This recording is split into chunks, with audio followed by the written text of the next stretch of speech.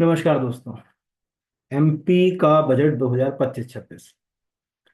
तो मुझे लगा कि बजट पे हर बार अच्छे क्वेश्चंस आते हैं और सभी एग्जाम्स में आते हैं, चाहे वो किसी भी लेवल के एग्जाम्स हों एमपी गवर्नमेंट के, चाहे वो पीएससी के हों, स्पेशल एग्जाम्स हों पीएससी के, या PSC MP PSC pre mains हो, या अदर जो भी एग्जाम्स अभी चल रहे हैं सब। तो इन पे क्वेश्चंस किस तरह के आ सकते हैं उसके लिए एक एमसीक्यू की एक सीरीज शुरू करी। 2 लेक्चर में कंप्लीट करेंगे। पहला लेक्चर आज है। और चैनल को सब्सक्राइब नहीं किया है तो चैनल को सब्सक्राइब कीजिए ना, कमेंट कीजिए, लाइक करिए, शेयर करिए। और देखने में थोड़ा अट्रैक्टिव नहीं लगेगा ये सब कुछ, लेकिन जो है वो जैसे कहते हैं ना, करेला जो है वो देख स्वाद में अच्छा नहीं है लेकिन स्वास्थ्य के लिए अच्छा है। तो ये आपको लेक्चर स्वास्थ्य के लिए बहुत अच्छा होगा, मतलब एग्जाम में क्वेश्चन श्योर शॉट आएंगे, आप निश्चिंत रहिए। तो शुरू करते हैं एमपी के बजट के एमसीक्यू की सीरीज का ये पहला वीडियो। ठीक है। तो पहला क्वेश्चन है हमारा कि 2025-26 का Madhya Pradesh budget zero based budgeting प्रक्रिया पर तैयार किया गया है। भारत में जीरो बेस्ड बजटिंग प्रक्रिया को प्रायोगिक तौर पर किस वर्ष अपनाया गया है ना। अब प्रश्न को समझिए। जब आप फाइनेंस मिनिस्टर की इस स्पीच, आंसर इसका 1987 है ना। मैं अभी बता भी दे रहा हूँ कारण। जब आप फाइनेंस मिनिस्टर की ये 12 मार्च की स्पीच स्पीच को पढ़ते हैं, तो इस स्पीच में सबसे ज्यादा फोकस, शुरुआत में तो उन्होंने ये बताया कि हम क्या लेकर आ रहे हैं बजट में, लेकिन जब उन्होंने जो फोकस शुरू किया, मतलब जो बजट उनका शुरू हुआ, तो वो कहाँ से आया कि मुझे सदन को ये अवगत कराते हुए गौरव की अनुभूति हो रही है कि हमने वित्त वर्ष 2025-26 का बजट जीरो बेस्ड बजटिंग प्रणाली पर अपनाया। मतलब वो जोर दे रहे हैं। जिसके बाद क्या हुआ कि जीरो बेस पर चर्चा शुरू हो गई। तो निश्चित रूप से अब जीरो बेस पे चर्चा शुरू हो गई तो ये थोड़ी पूछेगा कि मध्य प्रदेश में इस बजट को कौन सी प्रणाली पर बनाया गया, ये पूछेगा जीरो बेस्ड का क्या इतिहास है ना। तो पहले तो समझ लिए जीरो बेस्ड बजटिंग प्रक्रिया का मतलब क्या होता है। सरल शब्दों में जीरो मतलब सब चीजें जीरो मान लो। फॉर एग्जाम्पल, लाडली लक्ष्मी योजना के लिए पिछले साल हमने 2000 करोड़ रुपए सैंक्शन किए, उदाहरण के लिए बता रहा हूँ। अब उस योजना का क्या परफॉर्मेंस है, क्या है। इस साल जब हम बजट तैयार करेंगे तो हम वो 2000 करोड़ की बात नहीं करेंगे। हम इस बार पूरा जीरो से नए तरीके से बात करेंगे, भाई इतना हम दे रहे हैं। मतलब जीरो बेस्ड का मतलब होता है कि कोई योजना चल रही है, उस योजना के ऊपर पहले क्या खर्च किया गया उससे कोई लेना देना नहीं। वर्तमान में अगर हम योजना को जारी रखना चाह रहे हैं तो उसके परफॉर्मेंस के बेस पर हम क्या पैसा उसको सैंक्शन करके देंगे। पुराना छोड़ दो, जो हो गया वो भूल जाओ। उसको बोलते हैं जीरो बेस्ड बजटिंग सिस्टम। तो इस तरह की बजटिंग प्रणाली पर प्रश्न क्या बन सकते हैं, तो मैं आपको पहले तो रफली दिखा दूं कि क्या क्या क्वेश्चन बन सकते हैं। नंबर 1, तो क्वेश्चन है कि ये कहाँ से शुरू हुआ, तो ये अमेरिका से शुरू हुआ। पीटर ए फेरे ने अमेरिका में जीरो बेस्ड बजटिंग प्रणाली को सबसे पहले जो है वो इंट्रोड्यूस किया था। फिर धीरे धीरे अमेरिका के अंदर कई जगह पर जो है वो ये बजट अपनाया गया। जॉर्जिया प्रोविंस में पहली बार ये बजट अपनाया गया। हमारे यहाँ बहुत इंपॉर्टेंट है, जब विश्वनाथ प्रताप सिंह जो है वो फाइनेंस मिनिस्टर थे, तब बात प्राइम मिनिस्टर की नहीं हो रही है ना, उस समय बाद में वो प्राइम मिनिस्टर भी बने देश के, विश्वनाथ प्रताप सिंह। तो जब वो फाइनेंस मिनिस्टर थे तो 1987 का जो बजट था उसमें प्रायोगिक तौर पे भारत में ये जो जीरो बेस्ड या शून्य आधारित बजटिंग प्रणाली अपनाई। और इस प्रकार फिर जो है वो अगर कहा जाए ये चली, फिर बंद हो गई, यानी ठंडे बस्ते में रही। बड़ी प्रणाली अच्छी है। प्रणाली का अच्छे का मतलब है कि पिछली साल सपोज हमने कोई एक योजना शुरू करी थी कि मुख्यमंत्री उद्यम क्रांति योजना। अब उस योजना से जो लोगों को स्टार्टअप शुरू हो रहे हैं, रोजगार मिल रहा है, रिजल्ट आ रहे हैं नहीं आ रहे हैं, इसको ध्यान में रखकर अब हम आगे का पैसे की बात करेंगे। पहले दे दिया वो छोड़ दो, अभी क्या उन्होंने का टोटल जो है आउटलेट इतना खर्च करना था, नहीं। जैसे कहते हैं ना कई बार हम कि भाई हमने 5 साल के लिए योजना बना ली, टोटल आउटलेट है 1 लाख करोड़, उन्होंने कहा कितना दिया, 20,000 करोड़ दिया, ठीक है इस बार इतना और दे। ऐसा कुछ नहीं। सब पुराना खत्म, नए से बात होगी। तो ये प्रश्न आपको आ सकता है, मुझे उम्मीद है। अच्छा हेल्दी क्वेश्चन है, और चूंकि बजट स्पीच के अंदर ये जगह इसको दी गई, तो पूरा चाहे तो आप स्क्रीनशॉट लिख ले लीजिएगा ये वाला। पूरा ये आर्टिकल आपके काम है।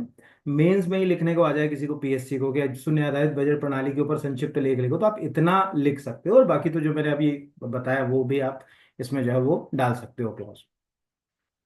फिर ये वर्तमान बजट में कृषि क्षेत्र में राष्ट्रीय स्तर पर मध्य प्रदेश का योगदान लगभग कितना प्रतिशत है, 6, 8, 12, ठीक है, 12.5 या 15.5, तो आंसर है 12.5%। अब ये क्या है इसको समझते हैं। जब हम बजट स्पीच को पढ़ते हैं तो उसमें खुद वित्त मंत्री जो है वो बोल रहे हैं कि कृषि से संबंधित सेवाओं में वर्ष 2011-12 में और 2022-23 में राज्य के सकल मूल्य जो अगर कहा जाए का योगदान 34% से बढ़कर 46% हो गया। मतलब सिंपल सी लॉजिक है कि एग्रीकल्चर और एलाइड जो सेक्टर्स हैं, एलाइड सेक्टर्स का मतलब है जैसे एनिमल हस्बेंड्री है, पशुपालन है, फिशरिंग है, फॉरेस्ट्री है ना, ये सब जो अगर कहा जाए कृषि से जुड़े हुए सेक्टर है। आज ये कंट्रीब्यूट कर रहे हैं 46%, है ना, पहला। दूसरा, वो ये बता रहे हैं कि मुझे ये बताते हुए गर्व है कि इस अवधि, ये सबसे इंपॉर्टेंट है, क्योंकि सरकार अगर किसी चीज पे गर्व महसूस कर रही तो विद्यार्थी को भी गर्व महसूस करना पड़ेगा। तो पेपर सेटर के ऊपर कहा जाएगा भाई ये क्वेश्चन देना है तुमको, जी साहब दे देंगे। तो इस अवधि में कृषि क्षेत्र में राष्ट्रीय स्तर पर प्रदेश का योगदान 6% तक, यानी हम कैसे कह रहे हैं कि वो कंपेयर कब का कर रहा है, 2011-12 से 2023-24। तो 2011-12 में हम पूरे इंडिया में कंट्रीब्यूट कर रहे थे 6% टोटल अगर कहा जाए कृषि में। अब हम कंट्रीब्यूट कर रहे हैं 12.5%, वो लिख रहा है कि लगभग 12.5 जो है वो प्रतिशत हो गया है। तो चूंकि ये, आप खुद ध्यान से देखो, ओरिजिनल बजट स्पीच में भी दिखा रहा हूँ और साथ में मैंने क्लिप लगा रखी है वो भी दिखा, अगर यहाँ पर हम ये 86 नंबर पे जाएं, आप ध्यान से देखोगे ना, तो बजट के अंदर एक खास चीज जो है कि वो इस चीज को इंडिकेट कर रहे हैं। बोल्ड क्यों करा है, आप सोचो ना, जहां वो इंडिकेट कर रहे हैं उसका कुछ तो महत्व होगा, कुछ तो प्रूव करना चाह रहे हैं ना। तो प्रूव कर रहे हैं वो कि भाई 6% से बढ़कर जो है वो 12.5% हो गया, तो ये प्रश्न तो लग ही रहा है कि यार इसका वेटेज है। तो दूसरा वाला यहाँ पर हो गया। सेम क्वेश्चन तीसरा भी उसी नेचर का है कि वर्ष 2003-4 की तुलना में, अब 2003-4 की तुलना में देखो, अब सरकार का स्ट्रेटजी देखो, है ना। 2003-4 की क्यों बात कर रहे हैं ये भी समझे। भाई 2003 तक जो है, अगर हम जैसे आप एमपी के सीएम की लिस्ट देखो, तो आपको मिलेगा कि भाई जो मतलब दिग्विजय सिंह का शासनकाल था। दिग्विजय सिंह के शासनकाल के खत्म होने के बाद टेक्निकली अगर देखा जाए तो अब तक बीजेपी के शासन है। बीच में अब जो, अगर हम कमलनाथ जी का जो वो छोटा सा टेन्योर 1-1.5 साल का छोड़ दें, उसको छोड़ दें, तो ऑलमोस्ट तो बीजेपी काम कर रही। तो वो जब बात करेंगे, मतलब अगर बीजेपी की वर्तमान गवर्नमेंट है तो वो कभी भी अपनी गवर्नमेंट से कंपैरेटिव स्टडी नहीं करेगी, अपनी गवर्नमेंट, क्योंकि दिग्विजय सिंह दिसंबर 2003 में दिग्विजय सिंह के हाथ से सत्ता गई, और दिसंबर 2003 में ही उमा भारती मध्य प्रदेश की चीफ मिनिस्टर बनी, है ना। उसके बाद लगातार फिर उमा भारती आ गई, फिर बाबूलाल गौर आ गए, फिर शिवराज सिंह जी चौहान रहे, फिर कमलनाथ, तो फिर शिवराज सिंह चौहान जी के बाद अभी डॉक्टर मोहन यादव। इस पूरे टेन्योर में अगर आप ध्यान देखो तो मोटा मोटा कमलनाथ जी का 1 साल है। तो हम जब भी कंपेयर करेंगे, ऐसे कोई आंकड़ों की बात करेंगे कि हम पुरानी सरकार से कंपेयर करें कि यार उनसे कैसे अच्छा कर रहे हैं, तो वो यही बात है। तो 2003-4 से वो मतलब जैसे कई बार पूछ लेते ना कि कंपेरेटिव स्टडी किससे, तो दिमाग चलना चाहिए। अच्छा, दूसरा इससे एक और प्लस पॉइंट क्या मिलता, 2003 तक सरकार किसकी थी, कांग्रेस की। मतलब मध्य प्रदेश में अभी जो नए सिनेरियो में जो अगर कहा जाए बीजेपी की सरकार कब आई, तो 2003 में। ये मतलब चीजों को कितना कितना जोड़ सकते हैं हम उसके ऊपर है। तो घरेलू उत्पादन में कितनी वृद्धि हुई है ना, ये प्रश्न भी आ सकता है। मैंने इसके जो है वो आंसर वाले भी लगा दिए और ये भी लगा दिए, तो आंसर इसका है 17 गुना। अब क्यों है, तो अगर हम यहाँ पर हमारे बजट स्पीच को ध्यान से देखें, हम इसमें बजट स्पीच भी लेंगे और फिर इसके बाद में कुछ आपको जो आखिरी तक बने रहिएगा, तो मेरे ट्विटर के कुछ जो है वो एक्स प्लेटफॉर्म के कुछ इनके ट्वीट्स भी जो है वो सेव करके रखें, वो भी मैं फटाफट आपको जो है वो रीड करा दूंगा सभी लोगों को, वो भी आपको हेल्प हो जाएंगे। तो प्रदेश में आर्थिक गतिविधियों में निरंतर वृद्धि से प्रदेश का सकल घरेलू उत्पाद में वृद्धि राष्ट्रीय औसत से अधिक हो गई। यानी एक तो पहला तो यहाँ पर हमारे दिमाग में क्रिस्टल क्लीन हो गया कि आज हमारी जो जीडीपी की ग्रोथ रेट है वो नेशनल से ज्यादा है। ये कई बार ऐसे प्रश्न आ जाते हैं कंपैरेटिव स्टडी वाले कि आ भी चुका है एमपीपीएससी में 1 या 2 साल पहले, आ भी चुका है ये। तो पहला तो ये है कि नेशनल से ज्यादा ये है। ठीक है, मतलब ये प्रश्न आ सकता है कि भाई मध्य प्रदेश की जो जीडीपी की ग्रोथ है वो है राष्ट्रीय ग्रोथ के बराबर, राष्ट्रीय ग्रोथ से कम, राष्ट्रीय ग्रोथ से अधिक। ठीक है, इसके निश्चित आंकड़े उपलब्ध नहीं, ऐसा कोई पूछ ले तो ज्यादा। दूसरा, 2003-4 में राज्य का सकल घरेलू उत्पाद 1,01,000 करोड़ था, जो 2025-26 में बढ़कर 1 लाख से हम 16 लाख करोड़ पर पहुंच गए, हालांकि हम जबान हम कर्ज भी खूब ले रहे हैं। अर्थात पिछले 22 वर्षों में लगभग 17 गुना की वृद्धि हो गई, यानी हमारा जो जीडीपी है, टोटल जो ग्रॉस डोमेस्टिक प्रोडक्ट था, वो 17 टाइम इंक्रीज हो गया 22 साल में। ठीक है, तो वो अब आपको ये प्रश्न आएगा कि भाई वो 17 गुना कितने साल में होगा, तो कैसे, कई बार हम सोचते हैं ना कि 5 साल के आंकड़ों की बात हो रही है, 10 साल के आंकड़ों की बात हो रही है, ये 22 साल की क्यों बात, क्योंकि इन 22-23 सालों से वर्तमान बीजेपी ही सत्ता में है मध्य प्रदेश के अंदर। तो हमारे लिए प्रश्न है कि 2003 से 13-23 ये 20 साल हो गए, और 23 से 25 ये हो गए यहाँ पर अगर कहा जाए। तो सीधी सी बात है कि हम कंपेरेटिव स्टडी तो वहीं से करेंगे और कहीं से करेंगे ही नहीं करेंगे। अगला क्वेश्चन है बिजनेस रिफॉर्म एक्शन प्लान के 287 बिंदु। अब ये क्वेश्चन टफ है, ये क्वेश्चन अगर आपने स्पीच के अंदर नहीं देखा, तो आप इन्हें ट्वीट पर भी नहीं डाला। ये क्वेश्चन है ट्वीट पे, तो केवल केवल योजनाओं में किस पे कितना फंड कर रहे हैं वो मैं एक लेक्चर में करा दूंगा, इसके बाद वाले उस पे मैंने इस वाले में तो ऐसे भी फोकस नहीं किया। तो business reform action plan 287 point, उसमें टोटल 287 बिंदु है, उसमें से कितने बिंदुओं का सफलतापूर्वक लागू कराने के कारण Madhya Pradesh ease of doing business में शीर्षक है। आज हम ईज ऑफ डूइंग बिजनेस में नो डाउट हमारी अच्छी स्थिति है, इसी कारण हमारे यहाँ ज्यादातर कंपनियां आने में इंटरेस्टेड हैं। अभी हम एमओयू पे काम कर रहे हैं, बाकी अब कितना एमओयू हम साइन करा पाते हैं गॉड नोस। ठीक है, मतलब उसको कितना धरातल पे रहा। तो आंसर है 282। अब इसको समझने के लिए हमको जाना पड़ेगा इस बजट स्पीच के 15 नंबर के पॉइंट के ऊपर। ये ओरिजिनल बजट स्पीच है, हम यहाँ चले गए 15 पॉइंट के ऊपर। यहाँ अब बजट स्पीच में वो साफ कह रहे हैं कि हमारी सरकार उद्योग और व्यवसाय को प्रारंभ करने में शासन की भूमिका को सीमित करने में निरंतर प्रयास करते हैं। मतलब वो गवर्नमेंट इंटरफेरेंस को कम कर रही है, ई गवर्नेंस को, गुड गवर्नेंस को बढ़ा रही है ना। बिजनेस रिफॉर्म एक्शन प्लान के 287 पॉइंट्स हैं, उनमें से 282 को सफलतापूर्वक हमने लागू कर दिया। वो 282 कौन से हैं उससे मुझे और आपको कोई लेना देना नहीं, और हमारे लिए ये कोई जो है वो काम का भी नहीं, इसमें से कुछ जो है वो आने वाला भी नहीं। फिर वो बोल रहा है कि जीआईएस आधारित भूमि आवंटन प्रणाली के उद्योग आवंटन की पारदर्शिता हुई है। आवंटन की अवधि, ये भी हमारे कोई काम का नहीं। ये ना आप देखो कि वो लिंक कैसे कर रहा है। वो बोल रहा है कि यार हम इंडस्ट्री को कैसे लेके आएंगे, तो इंडस्ट्री के लिए नीचे भी बोल रहा है कि प्रदेश में एक जिला एक उत्पाद में परंपरागत कौशल को पहचान दिलाने के लिए। और उसने कुछ नाम लिख दिए, चंदेरी हैंडलूम, धार बाघ प्रिंट, बालाघाट का चिन्नौर चावल, रतलाम की नमकीनी श्योर, सिहोर की लकड़ी खिलौने। मतलब यहाँ पर आप क्लस्टर वगैरह लगाओ, इन चीजों को आगे। प्रदेश के 19 उत्पाद जो है अगर कहा जाए जीआई टैग में है, मुरैना की गजक है, सीहोर उसके आसपास का सरबती गेहूं है, गौंड चित्रकला है, ये सब जो है वो यहाँ पर ऐसे उन्होंने ये कुछ पॉइंट्स लिए। ये सब मैं आपको कराऊंगा भी, पूरे बजट के क्वेश्चंस कराऊंगा, आप निश्चिंत रहो। बस यही कि आप अब कितना उसको चैनल को सब्सक्राइब करे हुए हैं, कितना उस पर हेल्दी कमेंट, क्योंकि क्या होता है ना, आप कमेंट ही नहीं करोगे। अभी एक, अभी मैंने इसके पहले राज्यपाल का अभिभाषण, उससे भी क्वेश्चन आना तय है। अगर उस राज्यपाल के अभिभाषण को कोई देखता ना, तो ये बजट उस पर टिका हुआ है पूरा। उस अभिभाषण पर भी बच्चों ने उसको देखा ही नहीं, ना के बराबर बच्चों ने देखा, कमेंट भी ना के बराबर। तो मुझे लगता है कि या तो पसंद नहीं आती चीज, या वो चाह नहीं रहे कि इस तरह का कंटेंट आए। अब जो भी है, बट जितने लोग देखते हैं उनके लिए तो जिम्मेदारी हमारी उनके लिए ज्यादा बन जाती है। तो अगले क्वेश्चन की ओर आ जाते हैं। ऑलमोस्ट आपको ये समझ पड़ गया कि इसका आंसर जो है वो 282 क्यों। अगला क्वेश्चन है, मध्य प्रदेश जो अगर कहा जाए कि सकल मूल्य वर्धन में प्रचलित भावों पर वर्ष 2025 24-25 में द्वितीय क्षेत्र की भागीदारी। अब एक तो प्रश्न है कि मैंने द्वितीय क्षेत्र ही क्यों लिया, प्राथमिक और तृतीय क्यों नहीं लिया। उसके पीछे का पहले तो इसका उत्तर मैं बता दूं, यहाँ पर हम चले जाएं तो ये है इसका उत्तर 19.03। हम बहुत अच्छे से जानते हैं कि कोई भी इकोनॉमी भारत में अगर किसी भी स्टेट की चल रही तो 3 सेक्टर पे चल रही है। प्राइमरी सेक्टर, मतलब इसमें सब कुछ कच्चा माल पूरा आ जाएगा, जस्ट लाइक एग्रीकल्चर। और एग्रीकल्चर के जितने अलाइड सेक्टर हैं, जैसे अगर हम बात करें फिशरिंग है, एनिमल हस्बेंड्री है, फॉरेस्ट्री है, ये सब जो है वो प्राथमिक क्षेत्र के अंतर्गत आ जाते हैं अर्थव्यवस्था में। सेकेंडरी, जितना भी मैन्युफैक्चर्ड आर्टिकल हम बना रहे हैं, ठीक है, जितने भी उद्योग हम स्थापित कर रहे हैं, gas turbine, water supply, electricity, ये सब सेकेंडरी में आती है ना। विद्युत, गैस, वाटर सप्लाई, ये सब सब द्वितीय के उद्योग के अंतर्गत आता है। ट्रिशियरी, जहां हम सेवा ले रहे हैं, जो आप मेरे साथ अभी कम्युनिकेट कर रहे हो, ट्रिशियरी सेवा क्षेत्र। आप किसी बैंक में चले जाओ, किसी इंश्योरेंस कंपनी से सेवा ले लो। हॉस्पिटैलिटी, अतिथि सत्कार।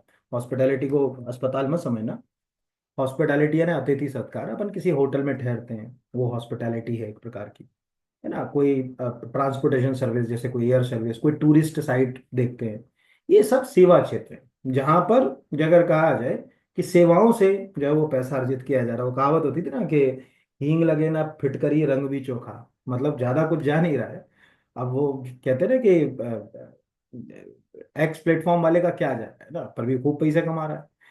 तो टेक्निकली बात यही है कि ट्रेशरी सेक्टर, अब चूंकि अभी हम मध्य प्रदेश धीरे धीरे ग्रो कर रहे हैं, तो हमारा जो है अगर कहा जाए जो सेकेंडरी सेक्टर है वो अगर आगे बढ़ जाएगा तो ये दोनों सेक्टर कोरिलेट है। देखो, प्राइमरी और सेकेंडरी और ट्रेशरी का एक सबसे अच्छा रिलेशन है। प्राइमरी सेक्टर का एग्जांपल जो है वो है गेहूं, सेकेंडरी का एग्जांपल है ब्रेड, और ट्रेशरी का एग्जांपल है वो आउटलेट जहां वो ब्रेड खरीद सकते हो, टॉप एंड टाउन का। टॉप एंड टाउन का आउटलेट और वो किसान का गेहूं तब तक हमारे लिए कोई काम का नहीं है जब तक कि वो ब्रेड ना आए, क्योंकि हम कच्चा माल खा नहीं सकते, बिना किसी के ले नहीं सकते। तो बीच वाले हिस्से को हम आज तक कभी बढ़ा नहीं पाए। मैन्युफैक्चरिंग सेक्टर जिस दिन हमने बढ़ा दिया उस दिन तो हम पता नहीं क्या कर जाएंगे।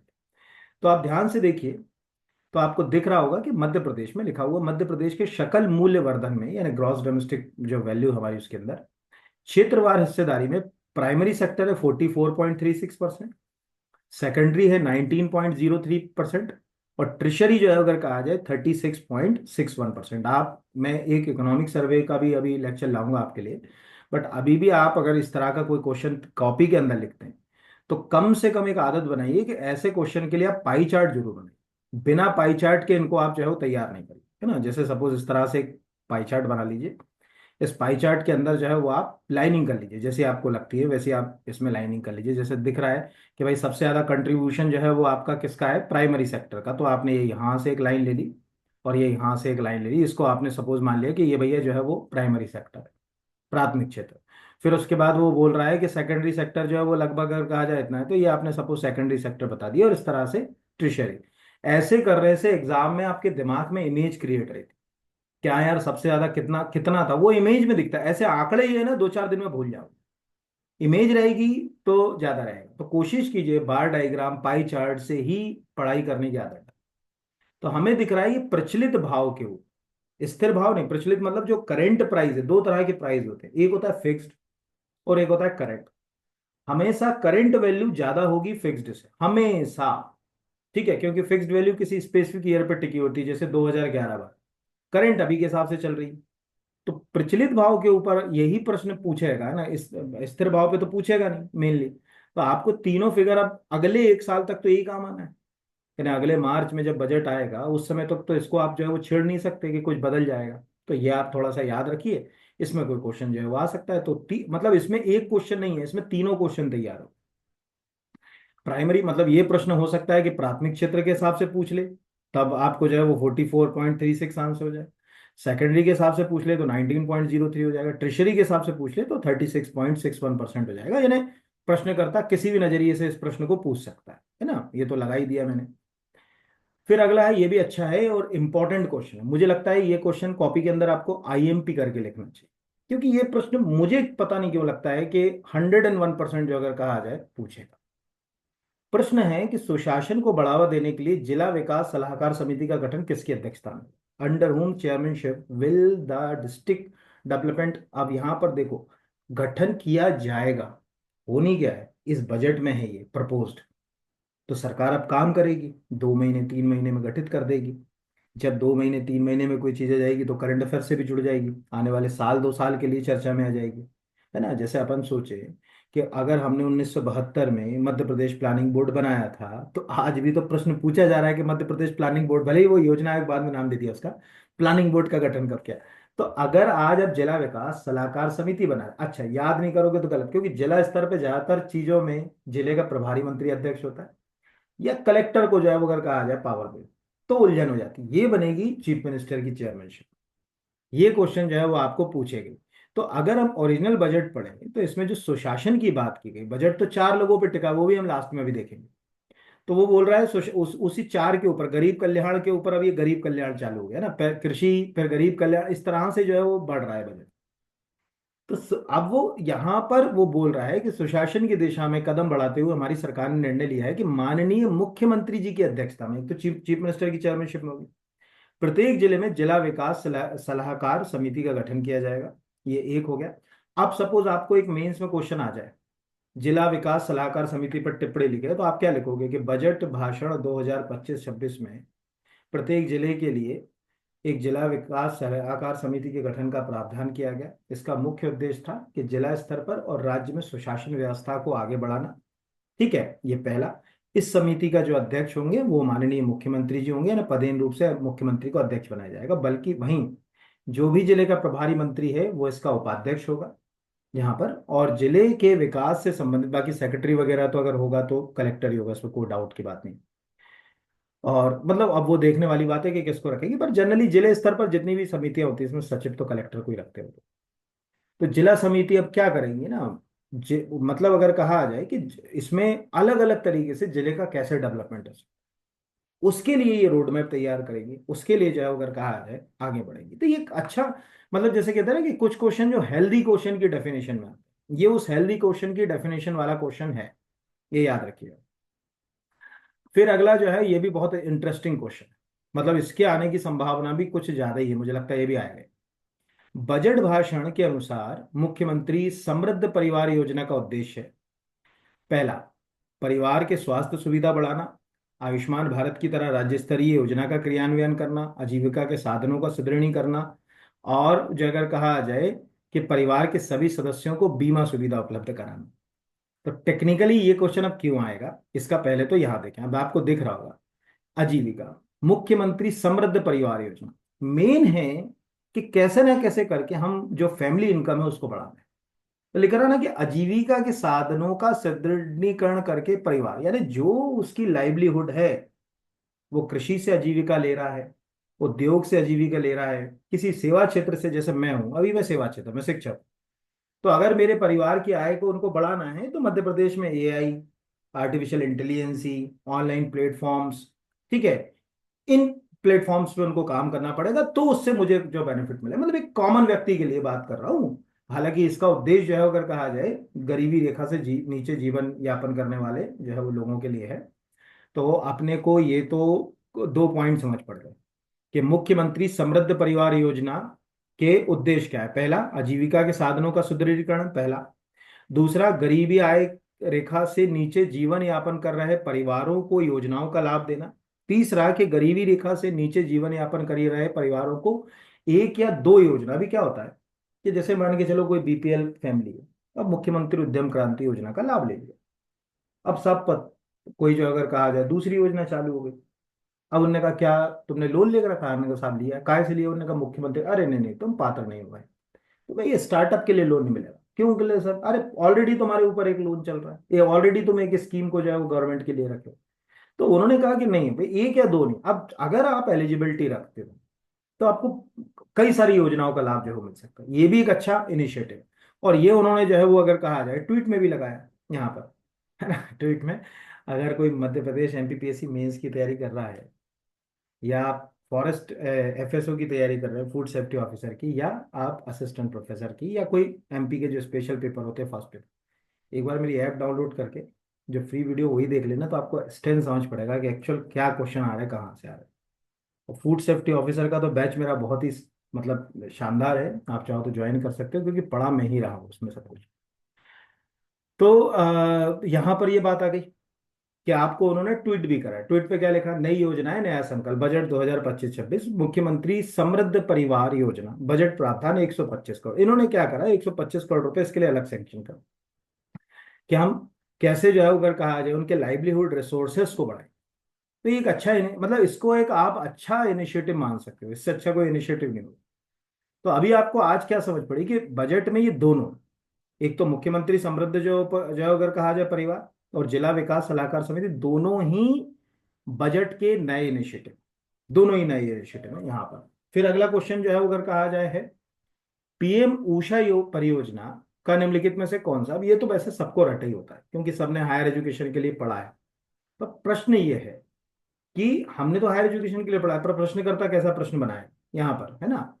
तो हमने उसका क्वेश्चन बनाया उपरोक्त सभी के हिसाब से, ध्यान से देखो, विश्वविद्यालय महाविद्यालयों की अधोसंरचना का विकास, शैक्षणिक उत्कृष्टता, यानी जो एकेडमिक एक्सीलेंस को कैसे बढ़ाएं, वहां पर रिसर्च इनोवेशन को कैसे बढ़ाएं, ठीक है, वुमेन जो है वो एम्पावरमेंट के लिए क्या काम करें, ये। अब प्रश्न का नेचर समझिए, या तो कोई टिक लगाने वाला एग्जाम है, जैसे असिस्टेंट प्रोफेसर है, स्टेट इंजीनियरिंग सर्विस है, स्टेट फॉरेस्ट सर्विस है, स्टेट फूड सेफ्टी ऑफिसर का एग्जाम है, तो ये पूछ लेगा कि इनमें से कौन सा नहीं है, तो या तो तीन ये दे के एक कोई अलग दे देगा, या कौन सा है तो ऐसा बना देगा। अगर आप मेंस का पेपर लिख रहे हो, सपोज पीएससी का मेंस लिख रहे हो, पीएम ऊषा आ जाए, तो आप तीन ही लिख दो कि भारत सरकार के द्वारा उच्चतर शिक्षा के क्षेत्र में पीएम ऊषा योजना का संचालन किया जा रहा है, इस योजना के मुख्य उद्देश्य है, और ये तीन ही लिख दिए तो भी आपको नंबर मिल गए। मतलब अगर हम किसी क्वेश्चन को पढ़ रहे हैं तो जरूरी नहीं कि वो केवल वन लाइन फैक्ट के हिसाब से ही चलेगा, अप्रोच बेस्ड है तो हमको कई सारे आंसर तक ले जाएगा। अब जैसे यही क्वेश्चन है, इसको अगर हम बजट में देखें तो बजट में वो क्या बोल रहे हैं कि पीएम ऊषा परियोजना के अंतर्गत इस वर्ष प्रदेश में 8 विश्वविद्यालय और 27 महाविद्यालयों में अब क्या क्या काम कर रहे हैं, अधोसंरचना विकास करेंगे नंबर 1, ये पहला उद्देश्य हो गया। दूसरा है शैक्षणिक उत्कृष्टता, एकेडमिक एक्सीलेंस को बढ़ाएंगे। थर्ड है कि रिसर्च को बढ़ाएंगे। फोर्थ है कि महिलाओं को जो अगर कहा जाए उनमें समावेशन को बढ़ाएंगे, यानी उनको ज्यादा अपॉर्चुनिटी के लिए, एम्पावरमेंट के लिए जो काम करेंगे। और इस तरह से इसके अलग अलग जो कंपोनेंट है उसके लिए 565 करोड़ रुपए सैंक्शन किया। तो बड़ा अमाउंट है 565 करोड़, उसको छोटा अमाउंट जो है वो आप नहीं मान सकते, है ना। तो आपको समझ पड़ गया कि जैसा देश वैसा भेष। प्रश्न कैसा आ रहा है, अगर आपने डिस्क्रिप्टिव नेचर पे पढ़ रखा तो लिखने वाले में भी काम आएगा, और डिस्क्रिप्टिव पे पढ़ रखा तो टिक लगाने में भी हेल्प होगा। और अगर ऐसे ही एक ही लाइन के हिसाब से रट रखा है, पीएम उषा योजना उच्चतर जो है वो शिक्षा, तो फिर गई भैंस पानी में, फिर उलझन पैदा हो जाती है एग्जाम, है ना। चलिए अगले पे बढ़ते हैं। अब अगला क्वेश्चन कहता है, ये क्वेश्चन साल भर पुराना है, और हो सकता है कि आप में से कई ने पढ़ा हो, कई ने नहीं पढ़ा हो। लेकिन बजट स्पीच में जब ये क्वेश्चन दिखा तो मुझे लगा कि यार एक साल पहले जिस चीज की बात है बजट स्पीच में उस पर चर्चा कर रहे हैं। नो डाउट इसमें क्वेश्चन जो है वो पंच होगा इस साल। अभी जो भी एग्जाम्स आ रहे हैं आपके असिस्टेंट प्रोफेसर वगैरह उनमें भी आए। मध्य प्रदेश में deep tech research and discovery centre की स्थापना कहाँ की जा रही है ना। इंदौर, उज्जैन, ग्वालियर, भोपाल। तो आंसर है इसका उज्जैन। अब इसमें मैंने दो पोस्ट लगाए। एक तो मैंने जो है वो बजट का पोस्ट लगाया, जो बजट स्पीच है। तो बजट स्पीच में अगर हम एग्जिट नंबर का जो मतलब पॉइंट देखें, उसमें आपको नीचे दिख रहा है कि आईआईटी, यहां से अगर हम पढ़ेंगे है ना, आईआईटी इंदौर के सहयोग से उज्जैन में deep tech research and discovery campus स्थापित किया जाए। आगामी 5 वर्षों में प्रदेश के प्रत्येक संभाग में आईआईटी के स्वरूप में Madhya Pradesh institute of technology खोले जाएंगे। ये एक अलग चीज, इससे कोई लेना देना नहीं। बट ये वाला एक तो इस बजट में। अब इसके पहले मैंने ये देखिए 26 जनवरी 2024, यानी आज से लगभग 1.25 साल पुराना प्रेस रिलीज मध्य प्रदेश का है, जनसंपर्क का। Deep tech research and discovery campus of IIT Indore to come up at Ujjain. तो लिखा है कि Ujjain will having the world class research centre in future technologies with the support from the IIT Indore deep tech research discovery campus. अब हमें ये बात बहुत अच्छे से समझ पड़ गई कि ये जो टॉपिक है, ये टॉपिक कोई तीन तरीके से पढ़ सकता है। अगर करंट अफेयर्स में आ गया तो बच्चा सोचेगा यार इतना पुराना करंट अफेयर्स भी पूछते हैं, 1.5 साल पुराना पूछ लिया। 1.5 साल पुराना नहीं है, यहाँ पर आप खुद देखिए, ये 26 जनवरी का प्रेस रिलीज है। ये 26 मतलब कितनी सारी कोचिंगों ने, किसने जो है वो हर जगह इसके ऊपर जो है अगर कहा आ जाए यहाँ। तो यहाँ अगर हम इस प्रेस रिलीज को पढ़ रहे थे, ये वाला जो प्रेस रिलीज था 26 तारीख का, तो हमको इसमें ही पता चल रहा था कि अच्छा ये उस समय इन्होंने काम किया इसके ऊपर। अब क्या करा, बजट भाषण में उन्होंने इसकी चर्चा कर ली। तो चूंकि बजट भाषण में उज्जैन के साथ इसकी चर्चा हो गई, इसलिए प्रश्न जो है अगर कहा जाए एग्जाम में जो है वो अगर कहा जाए लिंक हो गया। इसीलिए इस तरह के क्वेश्चंस एग्जाम में जो है वो बहुत इंपॉर्टेंट रोल प्ले करते हैं। और एग्जाम में जो हम सोचते हैं कि 3 साल 5 साल पुराना करंट है, नहीं, वो कहीं ना कहीं अभी चर्चा में होगा कोई मुद्दा, उससे लिंक करके पूछा गया। अगला क्वेश्चन भी इंपॉर्टेंट है। इसके पीछे का दो कारण है। एक तो इसका ट्वीट भी किया सरकार ने, है ना। देखो सरकार अगर अपने ट्वीट से किसी चीज पे फोकस कर रही है, निश्चित रूप से वो एग्जाम में रोल प्ले करेगा। प्रश्न है, मुख्यमंत्री मजरा टोला भी आपने देखा होगा, हमारे यहाँ घुमंतु अर्ध घुमंतु समुदाय भी काफी है। तो क्या होता है कि कई जगह आपने देखा होगा रोड किनारे इनकी बस्तियां बनी, कुछ दिनों के लिए वहां रहते। टेक्निकली अगर कहा जाए कि प्रधानमंत्री ग्राम सड़क योजना के तहत आप इनको जोड़ नहीं सकते ना, क्योंकि उसमें क्लॉज हैं, पहले जो क्लॉज थे अभी क्लॉज है, सब बदलते रहते हैं। पर उन प्रावधानों में नहीं है। फिर क्या करें, बसाहट कैसे दे, मेन मार्ग से जो अगर कहा जाए उसको कैसे जो है वो लिंक करें। तो फिर हमने इस नई योजना को लेकर पहला, अब किसको जोड़ेंगे, प्रधानमंत्री ग्राम सड़क योजना के तहत बसाहट को, तो ये तो लिंक हो ही नहीं सकती, क्योंकि जो अगर मतलब प्रधानमंत्री ग्राम सड़क योजना के तहत होता तो वो तो भारत सरकार काम करती। हम क्यों उसमें घोषणा करते, हम हमको बीच में आने की क्या जरूरत थी यहाँ पर, ये पहला चीज। दूसरा, ऑलमोस्ट हम बहुत अच्छे से जानते हैं कि प्रधानमंत्री ग्राम सड़क योजना वर्तमान में केवल और केवल ऐसे जगहों को फोकस कर रही है जो मतलब अगर कहा जाए कि 500 की आबादी वाले, ठीक है, मतलब अगर कहा जाए अभी तो हिल टॉप और ट्राइबल वाले जो डिजर्ट एरिया है उसमें 250 की आबादी पे रोड बनता है, ठीक है। और बाकी जो जगह है अगर कहा जाए कि जो ट्राइब्स और अदर वो हैं जो बिना हिल वाले एरिया हैं वहाँ पे 500 पे। और ऐसे जो अगर कहा जाए कि साधारण उसके ऊपर 500, मतलब अगर कोई गांव 500 की आबादी वाला है तो उसके ऊपर जो है वो हम ये मतलब क्या बोलते हैं कि रोड वगैरह जो है वो आज सुविधा जो है वो दे रहे हैं। अब यहाँ पर प्रधानमंत्री तो हो नहीं सकता, क्योंकि वहां एग्जाम हॉल में कैसे दिमाग लगाएंगे, क्योंकि वो तो भारत सरकार का। तो मुख्यमंत्री ग्राम अभी इतने समय से चल रही तो नहीं कर लेते। तो अब उसमें जो है अगर कहा जाए क्वेश्चन उलझन वाला आता है, इसीलिए आप यहां से देखो। वो प्रश्न क्या है, सेटलमेंट और village that remain outside the criteria of the प्रधानमंत्री ग्राम सड़क योजना। तो पहले तो आप देखें कि ओरिजिनल बजट का मध्य प्रदेश सरकार का ट्वीट है, इसमें क्या लिखा है, मुख्यमंत्री मजरा टोला सड़क योजना 100 करोड़ है, प्रधानमंत्री ग्राम सड़क योजना के मापदंड से बाहर हो रही बसाहट, कहीं कोई बसाहट है या ग्राम को आगामी वर्षों में मुख्य मार्ग से जोड़ा जाएगा। ठीक है, गति शक्ति पोर्टल का उपयोग कर प्रस्तावित नवीन मार्गों को चिन्हित किया जाएगा, ये वहां पर हो गया। इसी में अगर हम ओरिजिनल अगर कहा जाए इसका बजट का भी देखते तो ये बजट में भी अगर कहा जाए किसी पॉइंट के ऊपर है, वो पॉइंट लगाना शायद मैं भूल गया इसके साथ यहाँ पर नीचे जो है वो इसमें भी यही सेम के सेम जो है वो पॉइंट उन्होंने लिखा है। तो ये भी एक क्वेश्चन जो है वो हमारे लिए इंपॉर्टेंट जो है वो हो सकता है, किस तरह का क्वेश्चन भी बन सकता है। फिर अगला है, राष्ट्रीय पशु कृत्रिम गर्भाधान कार्यक्रम में मध्य प्रदेश कौन सा स्थान पे है? कई बार होता है ना कि अपन बजट पढ़ते हैं, मुझे लगता है अच्छा बजट में ऐसे क्वेश्चन भी आते हैं। तो प्रथम द्वितीय तृतीय चतुर्थ है ना, तो आंसर जो अगर कहा जाए पहले तो पढ़ लें तो आपको समझ पड़ेगा। मुझे बताते हुए वित्त मंत्री कह रहे हैं, मुझे बताते हुए गर्व है कि राष्ट्रव्यापी कृषि जब पशु कृत्रिम गर्भाधान कार्यक्रम में हमारे प्रदेश का प्रथम स्थान है ना। सेक्स डॉटर सीमेंट प्रयोगशाला से 7 लाख ये हमारे लिए काम का नहीं है, लेकिन इसमें हम फर्स्ट पोजीशन पे हैं। तो फर्स्ट पोजीशन पे हैं तो क्वेश्चन भी फर्स्ट पोजीशन पे आ गया कि भाई आप कहाँ स्टैंड कर रहे हो, प्रथम में हो, द्वितीय में हो, कहाँ हो। तो इन्होंने कहा अच्छा चलो प्रथम नंबर पे जो है वो आ रहा है अभी। फिर अगले के ऊपर आते हैं। अगला क्वेश्चन है, मुख्यमंत्री वृंदावन ग्राम योजना के संबंध में कौन सा कथन आ सकता है? ये भी नई योजना है। पहला है कि मध्य प्रदेश बजट 2025-26 में इस योजना के लिए 100 करोड़ रुपए स्वीकृत, बहुत सारी योजनाओं पर इस बार 100-150 करोड़ रुपए ऐसा सैंक्शन किया। उसका क्या करेंगे अपन, मैंने इस बार इसलिए नहीं रखा क्योंकि मुझे लगा कि पहले अपन स्टैंडर्ड वाले टॉपिक्स कवर करें, फिर कंपैरेटिव वाले करेंगे, कुछ योजनाएं लेंगे उनके लिए क्या बजट सैंक्शन है उसके हिसाब से क्यों इतना ही दिया गया बजट है, इसके ऊपर डिस्कशन करेंगे सेकंड पार्ट में। वो इस पार्ट की सफलता के ऊपर टिका हुआ है पूरा, है ना। दूसरा है कि योजना गांव के स्थानीय संसाधनों का इष्टतम प्रयोग, है ना, यानी जो गांव के पास जो रिसोर्सेज है उसको कैसे बेहतर यूटिलाइज करें, ऑप्टिमल यूटिलाइजेशन कैसे हो उसका, जिससे हम उनकी आय भी बढ़ा सकें, गांव को जो है मुख्य धारा में भी ला सकें।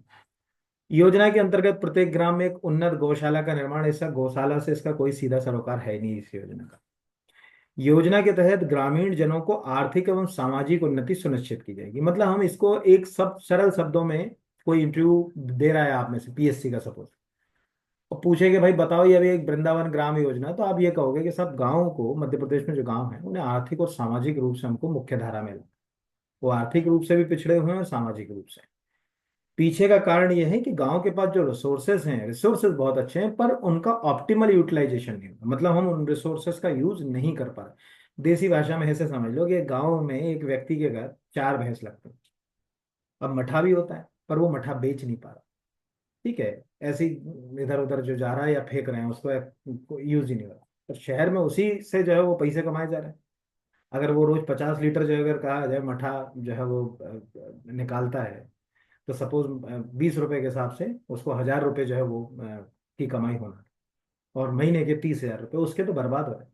कारण है कि रिसोर्स, मतलब एक एग्जांपल बता रहा हूँ, हमारे पास रिसोर्सेज बहुत तरह के हैं, है ना, सॉइल रिसोर्सेज हैं, फॉरेस्ट्री रिसोर्सेज हैं, बट हम उनका ऑप्टिमल यूज, जहां तक कि ह्यूमन पावर भी गाँव में सस्ती अच्छी और उन्नत है, बट क्या उसको यूटिलाइज कर पा रहे हैं? आंसर इज नो, यूटिलाइज नहीं कर पा रहे, तो चुनौतियां हैं। तो इन मध्य प्रदेश जो है वो अगर कहा जाए तो ये बजट में घोषणा की गई, तीनों पॉइंट इसके अंदर है। पहले तो मैं आपको ये बता देता हूँ कि ये क्या है। तो नई योजना, ठीक है, नया संकल्प, मुख्यमंत्री वृंदावन ग्राम योजना बजट, गांव के स्थानीय साधनों का इष्टतम उपयोग कर ग्रामीण जनों की आर्थिक और सामाजिक उन्नति सुनिश्चित करना। ये जगह ये सब बजट में, आप ये मत समझना कि ये सर जो पढ़ा रहे हैं ये बजट स्पीच में नहीं, ये सब बजट स्पीच में भी हैं, ऊपर नीचे कहीं अलग अलग जगहों पर। ठीक है, कुछ चीजें मैंने बजट स्पीच की लगाई हैं, कुछ जो अगर कहा जाए जैसे ये अभी मैंने बताया था, ये इसमें से भी मैं बता दूंगा। मतलब केवल बजट का मैंने वो नहीं लगाया कि वहां एक लाइन बजट में भी वही है और उसका जो प्रेस रिलीज उन्होंने जो ट्वीट किया है वो भी उतना ही है। तो फिर मैंने कहा यार छोड़ो, उतना ही है तो फिर क्या जो है अगर कहा जाए अपने को उस पर दिमाग खर्च करना। फिर भी जैसे यहाँ अगर मैं इसको यही क्वेश्चन को यहाँ पढ़ के बताऊं, तो ये हम चले जाए ये सब योजनाएं जो अगर कार्य, ये क्वेश्चन आएंगे आपको, कुछ और थोड़ी आएंगे यहाँ पर ना। ये जितनी भी योजनाएं ये सब मैं कराऊंगा धीरे धीरे। अभी अपन ये चले गए यहाँ पर, है ना। ये नीचे आप चाहोगे इसी के कहीं, चलो वो तो मैं अभी दिखा दूंगा, मतलब कहीं इसी जगह डला हुआ है, मैंने वहीं से लिया है। फिर अगले के ऊपर आ जाते हैं, अगला क्वेश्चन लेते हैं। अगला क्वेश्चन है, एक इसके ऊपर वाली लिया ना अपन ने, हाँ। अगला क्वेश्चन है, ये भी अच्छा क्वेश्चन, हेल्दी क्वेश्चन। नर्मदा नदी के तटों के 10 किलोमीटर तक वन भूमि के पर्यावरण संरक्षण हेतु कौन सी योजना प्रस्तावित? Which scheme is proposed for environmental protection of forest land up to 10 kilometre on the bank of river Narmada? इसमें क्या है, नर्मदा के दोनों ओर क्या है, ये पहले से भी चल रहा है। 10 किलोमीटर तक का जो क्षेत्र है, इसे आप चले जाओ, ये ना जो उसका किनारा है, किनारे से 10 किलोमीटर आप आगे की ओर बढ़ जाओ, तो वहां पर हम पेड़ लगा देंगे। एक तो इससे कटाव नहीं होगा, ठीक है, और मृदा का अपरदन नहीं होगा, घाट जो है अगर कहा जाए बचेंगे, बाढ़ नियंत्रण हो जाएगा, ये सब। तो इसके लिए हम कौन सी योजना चला रहे हैं? अब क्या होता है कि अगर योजना को पढ़ा नहीं तो तुक्का लगाने में बहुत जो है वो हो जाता है। इसका नाम है अविरल निर्मल नर्मदा योजना। ये योजना प्रस्तावित है। तो पहले तो मैं इसके दोनों वो बता देता हूँ। प्रदेश की जीवन रेखा मां नर्मदा के तटों के 10 किलोमीटर तक वन भूमि के पर्यावरण संरक्षण हेतु अविरल निर्मल नर्मदा योजना प्रस्तावित है। योजना अंतर्गत वन भूमि में पौधे रोपण द्वारा जलवायु प्रबंध के संभावित खतरों, यहाँ पर आगे इससे क्या होगा, जलवायु जो अगर कहा जाए प्रबंध के संभावित खतरों पर, नहीं, जलवायु प्रबंध के संभावित खतरे क्या होते हैं? बाढ़ आ गई, सूखा, ठीक है। अब पहले तो क्या था कि नदियों के किनारे का हिस्सा था, वहां घास वास भी अच्छी लगा करती थी। अब तो कुछ भी नहीं बचा, मतलब किनारे काट ही दिए इंसान ने। इसके कारण नदियों में बाढ़ की समस्या भी जो अगर कहा जाए, तो यहाँ लिखा है कि खतरों के नियंत्रण एवं प्रकृति के मूल वैभव को पुनर्स्थापित किया जाएगा। नर्मदा परिक्रमा पथ पर धार्मिक धर्मार्थी हेतु सुविधा विकसित की जाएगी। ये ट्वीट भी लगाया उन्होंने। ये योजना नया संकल्प अविरल निर्मल नर्मदा जी योजना, बजट है 10 करोड़, बड़ा बजट नहीं है। अच्छा डेंस फॉर 10 करोड़ में ठीक है, 10 करोड़ मायने रखते हैं। आप जो है वो प्लांटेशन करोगे दोनों तरफ 10 किलोमीटर के दायरे में, अच्छा खासा प्लांटेशन। और इसमें लोकल जो अगर कहा जाए एनजीओ और अथॉरिटीज को भी हम जो है वो कॉन्फिडेंस में तो लेंगे ही लेंगे, उनसे भी सहायता लेंगे। बाकी फॉरेस्ट डिपार्टमेंट को जो फंड आता है उससे भी कुछ करेंगे, दोनों चीजें अलग अलग। बस ये है कि हो जाए, जमीनी स्तर पर आ जाए तो एक बात। फिर अगला है प्रधानमंत्री कृषक मित्र सूर्य योजना के प्रथम चरण में कितने लाख कृषकों को शामिल किया जाए? बड़ी अच्छी योजना है अगर ठीक चल गई तो। वो जैसे पीएम कुसुम चली, पर वो ठीक नहीं चली। आज भी गांव में देखा होगा कि वो सोलर पंप सेट जो है वो कबाड़े हुए हैं। आप कभी हाईवे पे जाओगे, कई जगह ऐसे बेचारे, क्योंकि क्या है ना कि इनका मेंटेनेंस और जो चीजें थी उस पर सरकार काम नहीं कर पाई। तो क्या लक्ष्य है?